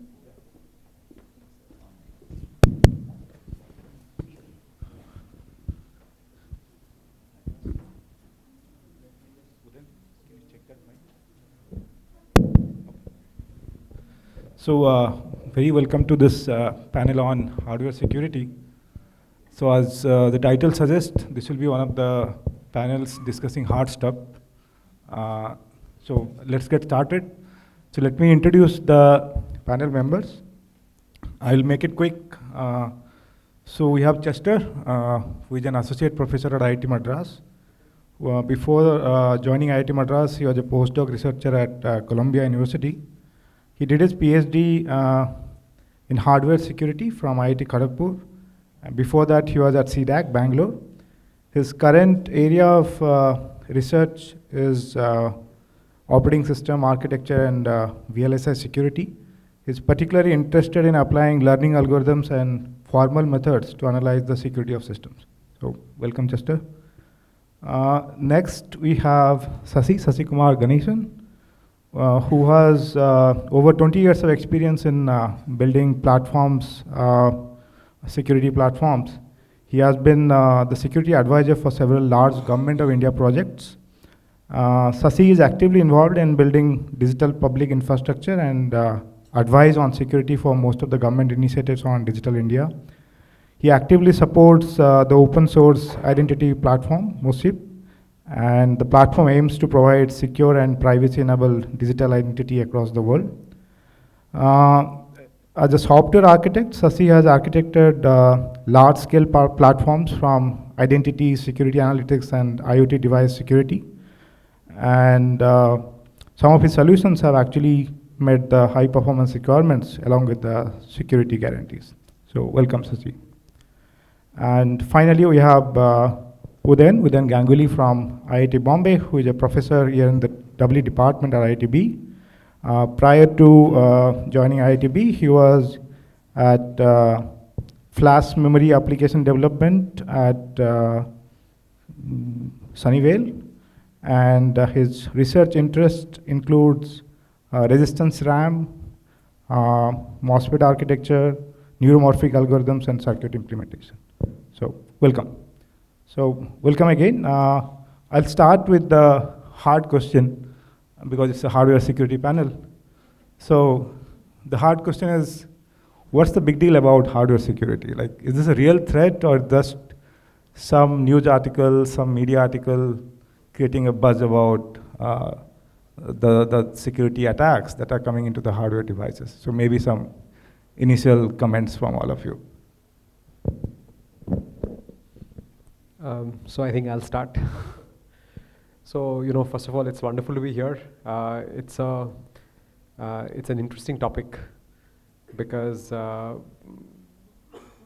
think there's a lot of money riding on this, and that's a good place for us to start. So one of the answers to that question is that there is a lot of money riding on it. So clearly, somebody's interested in solving these problems, right? So what is my interest in this? I think there is a computer architecture piece, there's a software piece, and then there's the silicon piece. And I work at the devices level, which is when each of these transistors or these gates are sort of screaming out that here's the information, take it, right? So the question ends up being are we secure? And you have to secure at all levels because that's it's like a chain principle, right? So the government of India is really interested in this. That's a big thing. A lot of our national infrastructure is not protected to the extent that one would want to. Yeah, that I think will keep us busy for some time. So I think it's an interesting space to be in. Sure. I think in all the cryptography that we spoke about, the most important part is securing the key, right? And how do you protect it? In the past, our protection was basically keeping it on a server in a safe place and using a password, which we thought is not hackable, and then we realized however complex your password gets, the faster you would hack. So for example, in 2008, when we used to advise people, we used to speak about probably 10,000 iterations of a hash with nuns together, you're better off. But today, 10,000 is nothing at the compute power at which you operate, right? Probably at a $60 or $70 Amazon compute, I could pretty much break most of the passwords. So you're now far more forced to find out how do I make this most important part of the cryptography, which the algorithm is open. You have literally opened up how to actually encrypt, how to actually decrypt, or how to perform operation within it. But then the only important secret in this entire cryptography is your key. And information about your key. So even a partial leakage of that information is good enough to derive a key. Whether the leakage happens at the hardware level, whether the leakage happens at the library that we are using, both could give you enough information about what's happening, or what could possibly be the key, and then reduce the randomness to a smaller extent. So it's all about protecting that single piece of small information in the cryptographic world for us. That's all we are worried about. And all the money that we are speaking is about protecting that extremely small information.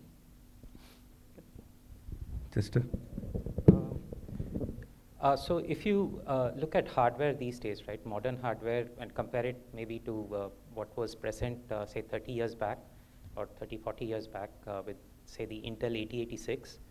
So the 8086 had around like 30K transistors, or 30,000 transistors or so.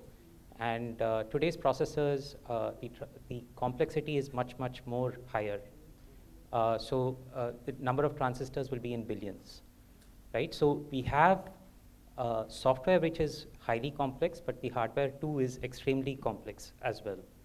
So just like we have software bugs, there could be bugs in the hardware as well, which can then, because it's right down at the bottom layer of your computing, a vulnerability or a bug in the hardware could essentially compromise your entire system.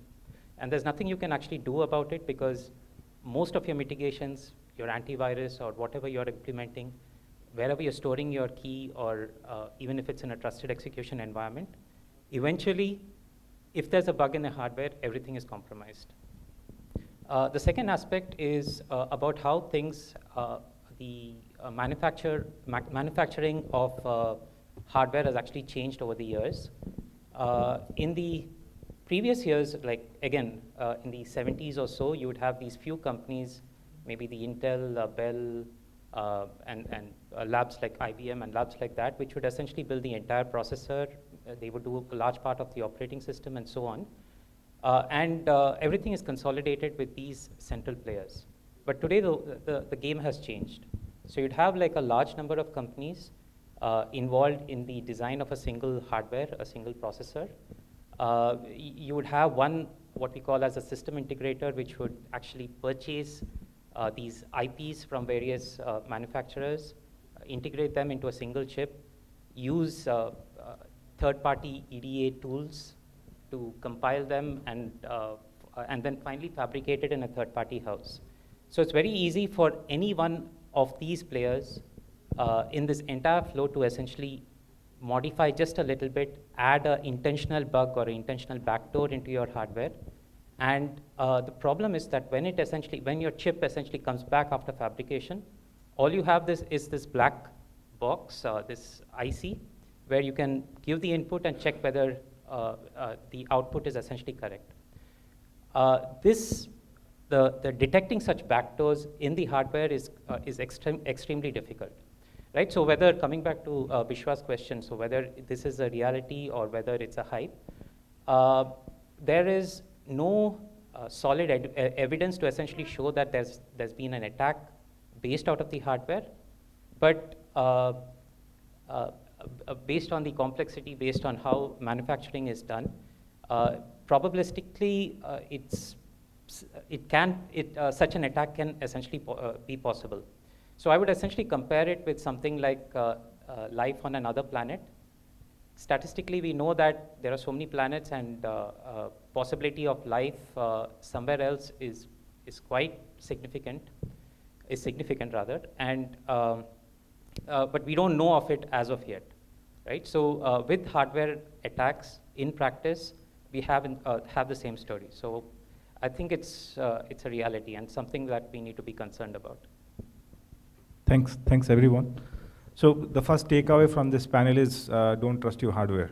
Okay. And now the next question is, if you don't trust your hardware, how do you build trustworthy systems? Because as Chester mentioned, right, so hardware is actually one of the base layer in your computing stack, right? So that's where the hardware security modules kick in. And with the current technology that we have in place, implementing different hardware security modules, what do you think? They are good enough for providing trustworthy, or the notion of trust from the hardware layer, or it's just a matter of time and someone will break them? Right? Maybe Chester. Yeah. So yes. So like you mentioned, Vishwa, we cannot trust our hardware. But what we would really need to do is identify how much we need to trust the hardware, right? So there are wide ranges of applications. Some applications which are not very sensitive, but others maybe in a power plant or a nuclear plant which requires extreme security. So I would essentially say that you would require to quantify or qualify a particular hardware based on your application. So if you need your device or your hardware to be present in something very critical, you need much better security, right? So you need to focus on security over other things like performance or area. But you could actually relax this once your applications are do not have that much security requirements. For example, let's say something much lesser, like an IoT device, right, which arguably may require lesser security compared to, say, a critical sector. And in such a case, you could look at more other parameters, such as the energy of your device and so on, and adjust your security levels accordingly. Sasi.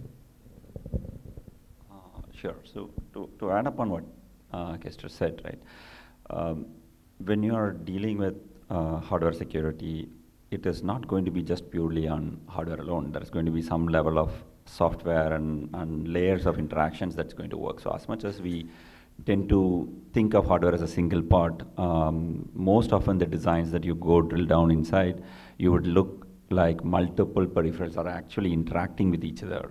And they are anchoring within themselves. There are a lot of trust layers that are built. So I'm not sure how many of you tried to build a HSM. So I've tried my best to build a HSM myself. Still trying to make it better as we proceed. But one of the things that you'll realize is there is multiple peripherals that has to interact.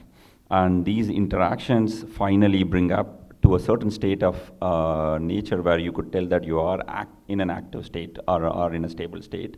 And only at that state, any cryptographic operations could potentially be safeguarded. Until then, nothing is quite well enough. So you have to actually attest every single peripheral that you're interacting with and make sure their state is to the expected state. So it's not just about figuring out, just do a secure boot and start it, but it is also about anchoring every root of trust that is within your device, which you need, and are they in the state at which you want them to operate, and they have to be verifiable and provable, okay? That is one of the part of how you build that trust from the hardware layer. And again, as adding up on what I said, your need for security differs in every single place, right? So for example, in the past, where the cloud world did not exist, the hardware security modules were built and operated in your data center, in your physical presence.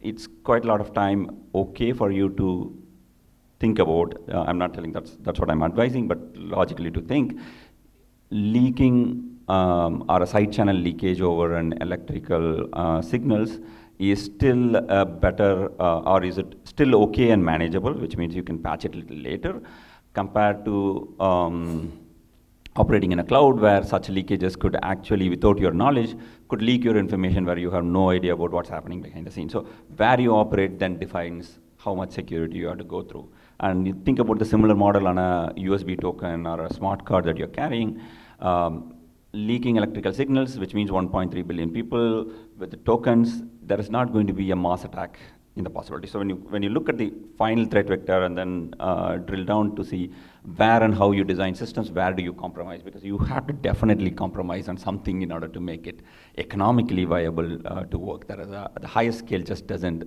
at least I have not tried to build enough to make it confident about myself.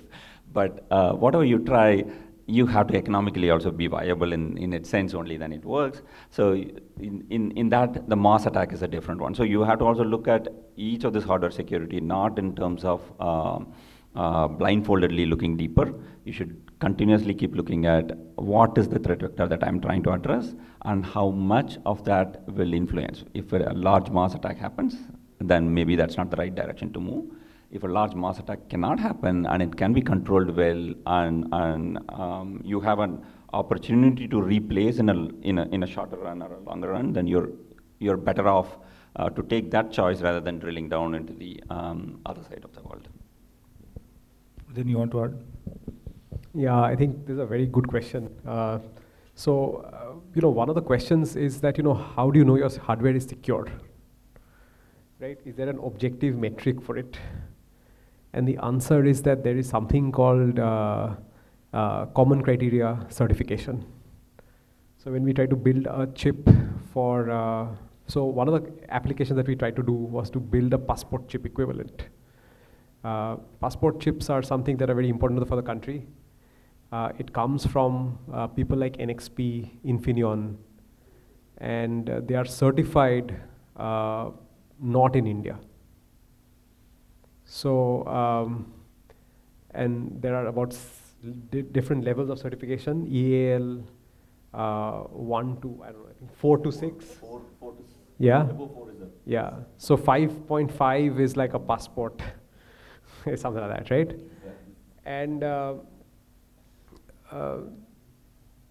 so there is a criterion for that, right? Now, the other question is, is there any lab in the country that provides that certification? And the answer is no. So, and that's a hardware certification. You have to sense the electrical leakage or, the electromagnetic leakage.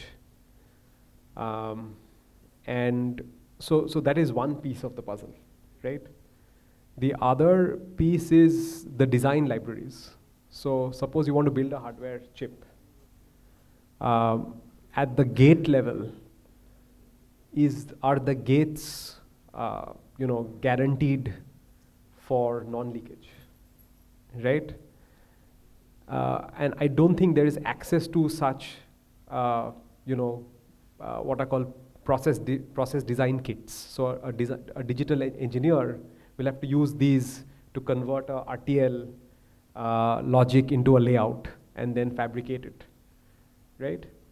So if you look at the India position, which is not the international position, there is a serious asymmetry in what is available to us in the hardware space for us to actually implement some of these things. So I think the answer is that I think there's a lot of stuff that needs to be done, from preparing to create such technologies and to validation, and that knowledge difference has to happen at labs which are fairly physical. Now the threat vector stuff, if it's e-passport, I'm assuming that a chip does have a significant implication if one of them or two of them are broken in some manner. Okay, thanks everyone. So just to summarize and just to connect all the dots that you have discussed so far.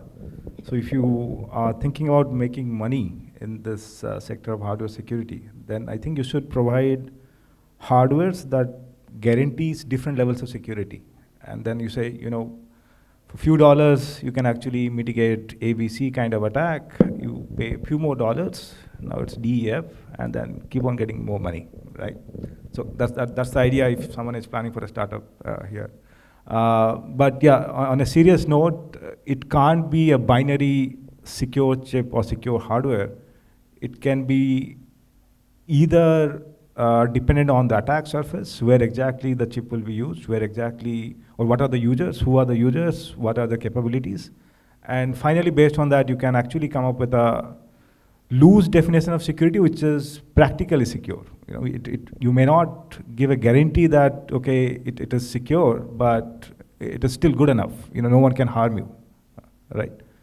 Okay, so moving on, now that we know that it's important to design secure models, so what exactly is the, what exactly is the way to go forward? Like, is there a mantra or is there an algorithm that everyone should follow? Or as Sasi mentioned, right, you build a root of trust and then create multiple, chain of trust, assuming that, everyone is actually respecting that trust, right? So is that the only way to design trustworthy hardware? So that's the question, yeah. Yeah, so I would look at, there are two options that we could actually follow. So one is go back to the old model and have everything, maybe from a nation perspective, everything done within the country. So that would involve the IPs, the hardware, the fabrication, and so on. And that's something I think as a nation we should definitely go for, especially when you are looking at highly sensitive hardware or hardware in critical applications. But the other aspect as well, where you want to essentially design hardware based on, say, open source IPs or import hardware and so on. So there should be one way of essentially identifying or standardizing this hardware.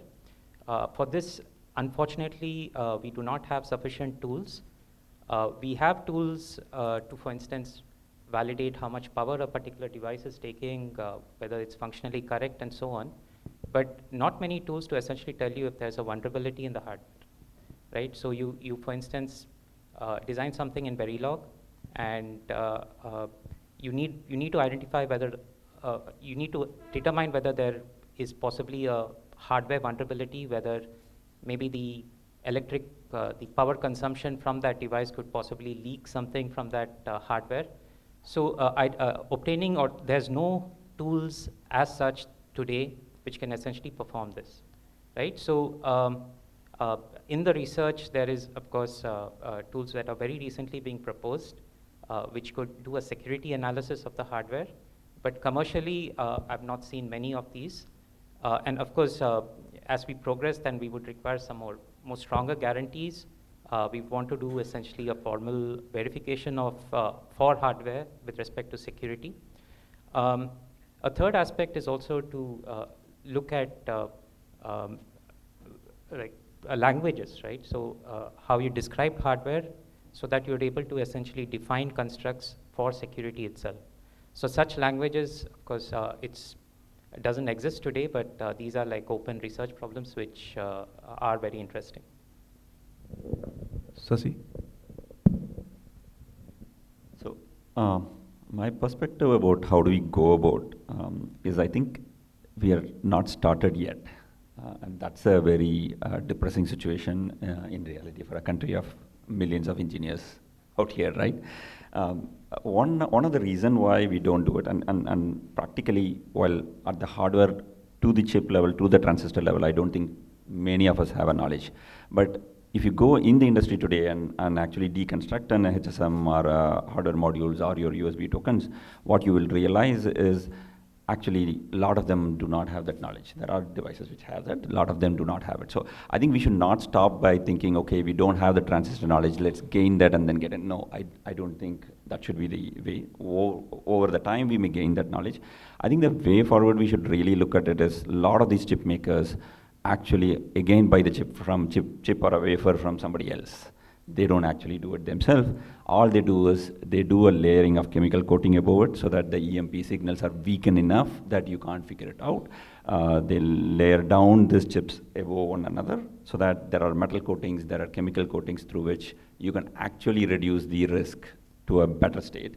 And that is how a lot of these devices being constructed today. And if that is the path forward, then that is actually a way we could all start thinking about how do we actually take a decent or a good enough chip that you understand to an extent.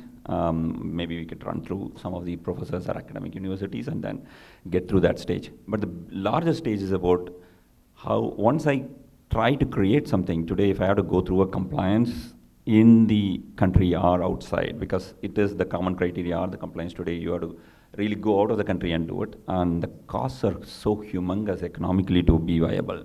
The amount of time you would spend in building the hardware, you may be doing triple or 4 times the cost in order to even just get the compliance. And most often you're going to be rejected at least 5 to 6 times before even you can get to the stage. And it's approximately a 5-year timeline. That's a large timeline for startups to wait before knowing what's going to happen. So it is important that we start decreasing that timeline with the labs and with the way of putting out standards that is acceptable within this country. And for example, common criteria, I think India is part of this agreement that common criteria could be done in India and it will be accepted in any other country. So we could absolutely, at the political level, these are enabled for us to actually take it up. But the labs have not really come up because there is not much demand that's happening. But now with a lot of digital economy growing up, there is a huge demand for us to think about it. And provided we could make it, and make the common criteria even better than what it is, because a lot of times security is not about just what got done in the lab, but it is also about the supply chain. Because when you're going to operate in this black box that they were speaking, one of the biggest disadvantage you have is you don't know whether what you qualified in the lab is exactly what is produced. So it is also important to take this common criteria or FIPS or any other standard to the next level. Maybe we make a new standards, or we make new process wherein we don't just rely on labs to test from what I give them as a device, but is also go on the field, collect the devices on the field, go through the supply chain, and picks them up regularly at regular intervals and start validating so that you are not so scared about the black box to begin with, so that you at least have a way forward in moving this. And that would result in giving a confidence and giving the first basic trust to tell the lab has verified, and the lab will continue to verify over the time. As long as this chip is being sold, as long as this device is being sold in the market, there will be a lab which will pick up from the market and retest to make sure the security guarantee that they provided remains the same. Then you're trying to wade away some of this risk collectively together, because letting a startup or letting a company to just own that risk entirely is going to be a very difficult task. But if we could collectively, as a society, could bring down compliance and this as an ongoing process, probably it'll be a little more lesser risk for people to go and innovate in that space. So I think a couple of interesting things. So one of them is a root of trust, right? It's something very standardized and you have to build it, right? The other piece is how does a semiconductor industry, which is so expensive, actually work? And the way it works is that unless you can sell 1 million plus pieces, you don't have viability. Right? So there has to be some level of, you can't do ASIC after ASIC after ASIC. You have to build a product that works for, say, 5 or 6 different applications in some manner or the other, right? So there is this consolidation of demand on one side, right? And some people have to do it. The other piece is the discovery piece, which is, how do you discover vulnerabilities? And that is not an open source public discourse position, right? For example, to pick up an electromagnetic signal, right? You can put in one probe and you can say, oh, look, I have got one channel and I'm getting information from one channel, right? What about if you put 1,000 probes? Does your process become different? Can we do it? And the answer is, if you look at a commercial technology, most of these magnetic field sensors are cryogenic sensors. They work on superconductivity. But recently there are sensors which are room temperature based on quantum states, right? So there has to be some sort of an establishment-based approach on the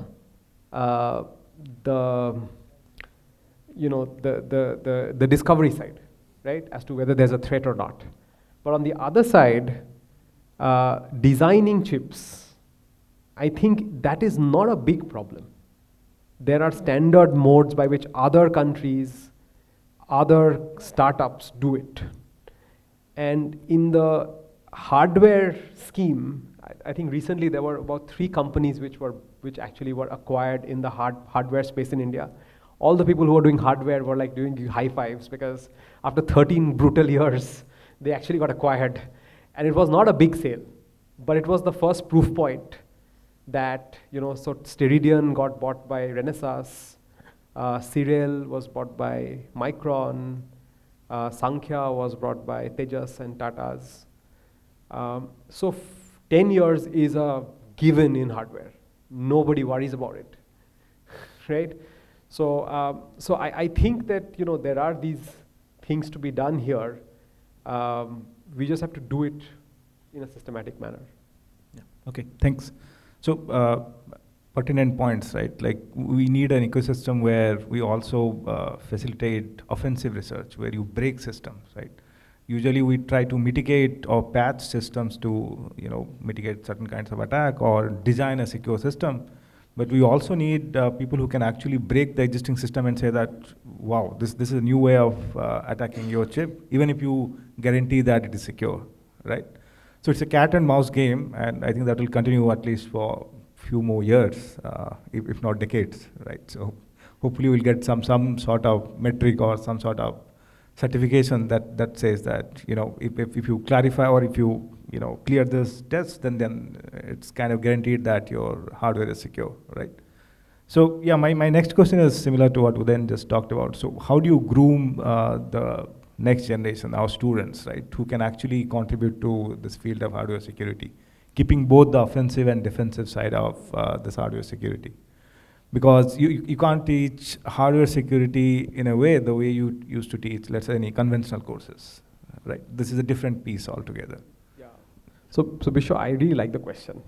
Okay. I really like the question because this sort of goes back to the fundamentals of pedagogy, right? Yeah. There are these structured problems, power performance area for a chip. Yeah. Right? Or you take the equivalent in memory, like capacity, latency, right? Yeah. The problems are roughly, the measures are clear, and you play to that measure. Yeah.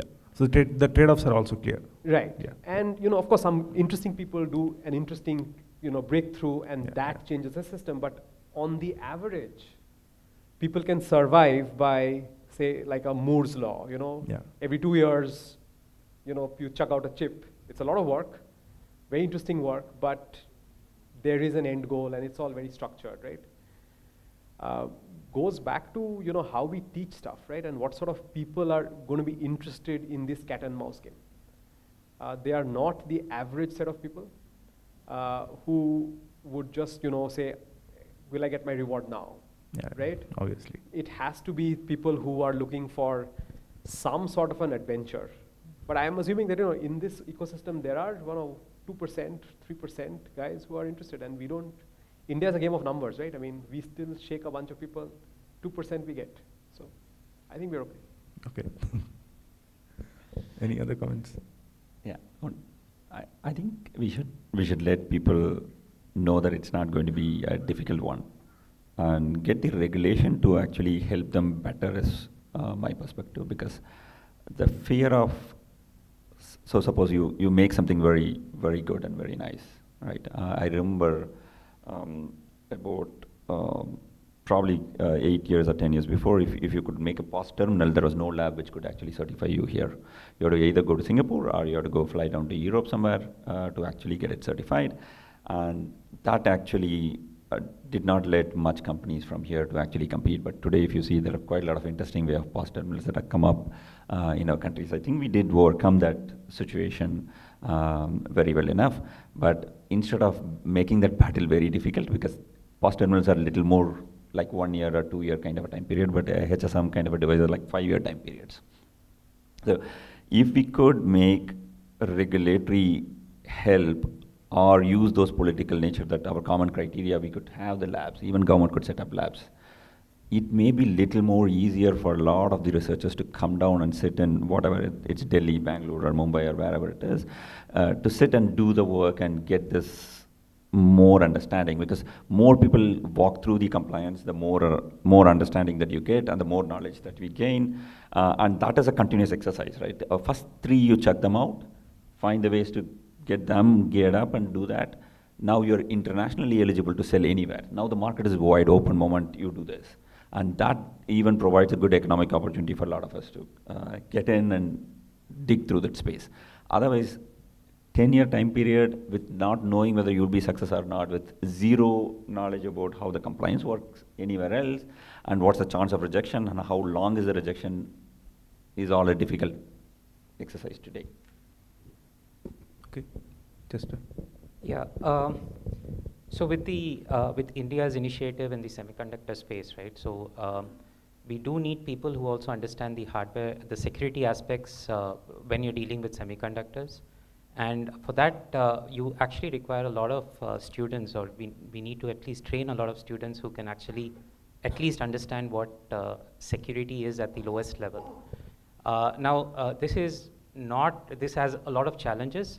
For instance, unlike software security, right, where you could actually have CTFs and stuff like that, when you're working with hardware and the security aspects of hardware, you require equipment. You may require oscilloscopes, and not your oscilloscope which you may find in a typical college. You'd require one which may be like at least like 10 to 20 lakhs, and that's the lower bound of it. And this would be the minimum cost to essentially get started on hardware security. So the challenge would be to essentially get this equipment and get students to be able to access these resources remotely. Yeah, so one experiment we were actually doing at IIT Madras is where we have such a setup, and we wanted to see if we could make it accessible remotely over the network or through a cloud or something like that, so that somebody or student who's actually interested could essentially log in, download a code into a processor, conduct a side channel attack, for instance, on that code, and essentially learn the way of how a side channel attack would essentially work.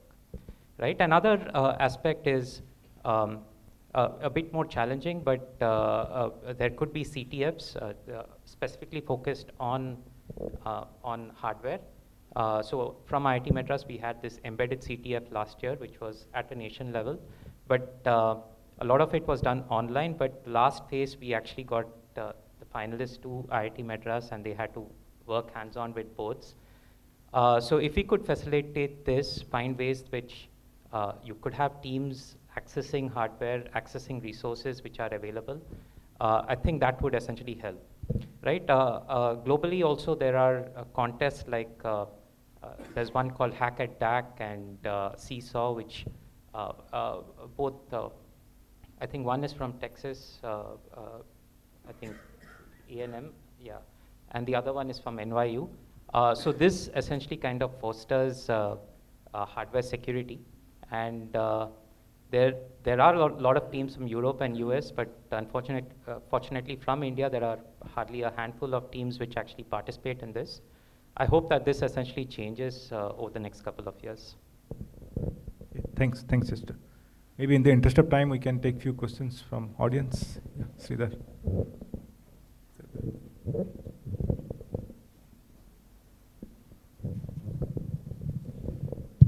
So first of all, thank you very much for a very stimulating panel. So my question is like this. The good news is that the problem has been formulated. The good news is also that we already know there are companies like Tejas who have solved it in a vertical slice. The good news is also that the powers that be in the country are very alive to the situation. So the question is that if you look at how things have progressed, be it in the industry abroad or even local software industry, there are some catalysts which are there, which get the action started in multiple places. I can quote the example of NASCOM, for example. Or in the product space, I can quote the example of iSpert. Are there similar agents here in the country? Any comments about that and what can be done in that direction? Because the student problem will get solved very quickly if the overall ecosystem is activated to solve the problems like expensive oscilloscopes or lack of tools. Sasi, you want to take that? Yeah, that's going to be a tough question for me. At least I have not encountered any project or any. There are IoT labs, for example. There are so many IoT labs where you could go and test, build. There are open lathes that are available in Bangalore and other places where you could go and structure and do a lathe work and then get things done. But I have not, at least, this was the first time I heard IIT Madras having something like that. But accessibility to those devices is a must in order to help. But what would be the one which will push that path is about applications. Where are the applications that really need these kind of devices in our market space? As I said, right now we're getting into the digital economy. There may be a need for it. But unfortunately, with secure confidential computing, one of the biggest problems that I have with that specific space is the fact that it is going to be only the big players. There's never going to be a small player entertained within that space, and unfortunately that's going to push down any possibility of anybody, because either you have to be a cloud compute provider in order to make that kind of a scale, or we open up that space and move it into the open source. For example, there's a good work that Open Compute Project is doing. I don't know how many of you have looked through this space. There are two interesting work that they're doing. One is to open up that space to an extent where how do you let somebody else build a new chip, completely new different ways, and still get the attestation and guarantee on that. That's one space that they are in. The second space is about secure boot and how do we actually collaboratively make a secure system up to an extent where it is operatable, right? One, the hardware level and one at this. So this level, they've done a pretty good job. The other one still seems to be lagging, but there seems to be a collective effort that we need. I find a lot of very less participation there as well, or maybe promoting those standards within our country to make things viable, or trying to push in an economy where only those certified or those who compliant to those kind of open ones could actually participate, then gives us an entry door to, or any startup players an entry door to actually get in and start doing something useful. Those are ways of possibly bringing up, right, labs and this together has to cooperate to make that work. At least that's what So I had a pretty interesting experience. So we tried to put together a story because we developed this security chip piece, so we could manufacture it inside India, the physically unclonable function. There's a 180 nanometer lab at Chandigarh, and the way I realized is that anything big, the government really asks for guarantee of success, right? So if there is no, and so it's hard for them to even do a pilot. And some of the problems in this space is that, if it's an established field, where, what we said, it's a microprocessor development, the give and the get are very clear. Government can support it because they have done equivalent things before. Something where it requires some new space of, having some computer science, encryption, math, chip design, people who are trying to break the chip. This sort of a connection to appear is not an easy thing. And I think I'll be remiss if I did not plug in for the center that I am part of now. So this is Semiconductor Center. So since you talked about semiconductors, I thought that I'll jump in at the moment. So, there's a semiconductor center at IIT Bombay. It's a center for semiconductor technologies. There is a circuits and systems piece. There's a materials piece. There is an IIT Bombay microprocessor, just like IIT Madras. There's a NAVIC chip. So it's not that it doesn't exist. There also exists people like Deep in Kharagpur who do something. But to bring them together is an unlikely event that has to be catalyzed, and something interesting comes out, or you make the right connections. I think it's about the right connections. Something is possible, but it's not a natural thing that will happen. So, maybe in the interest of time, one last question. Yeah.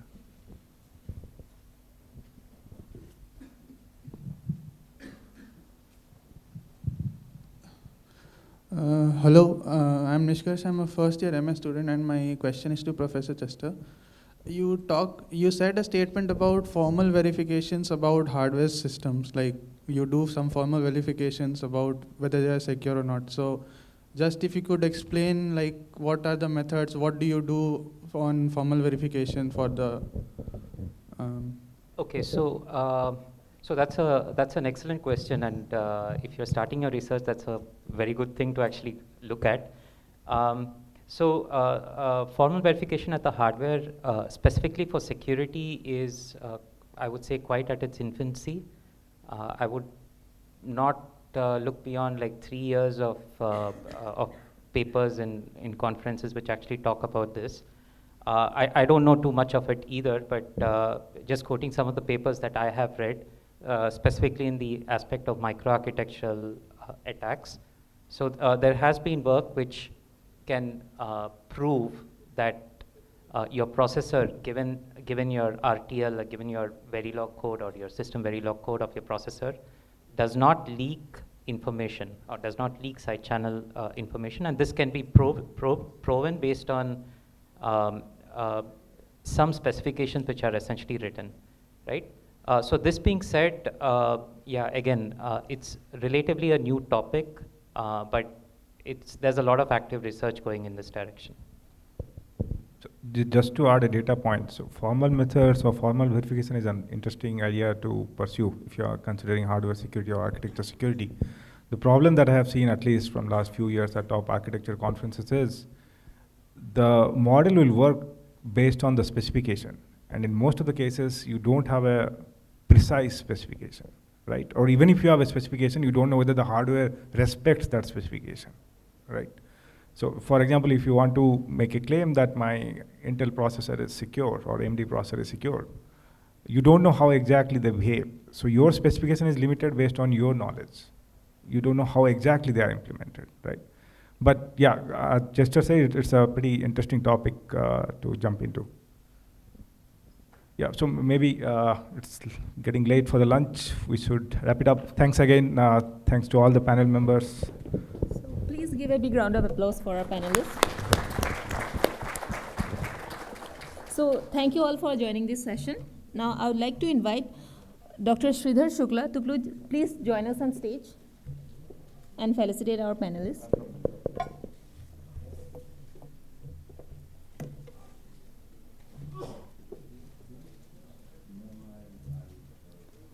So we thank Professor Chester.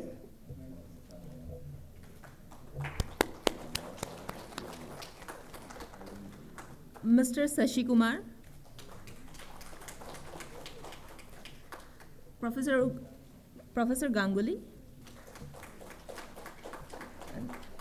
We also thank our moderator, Professor Biswavandan Panda.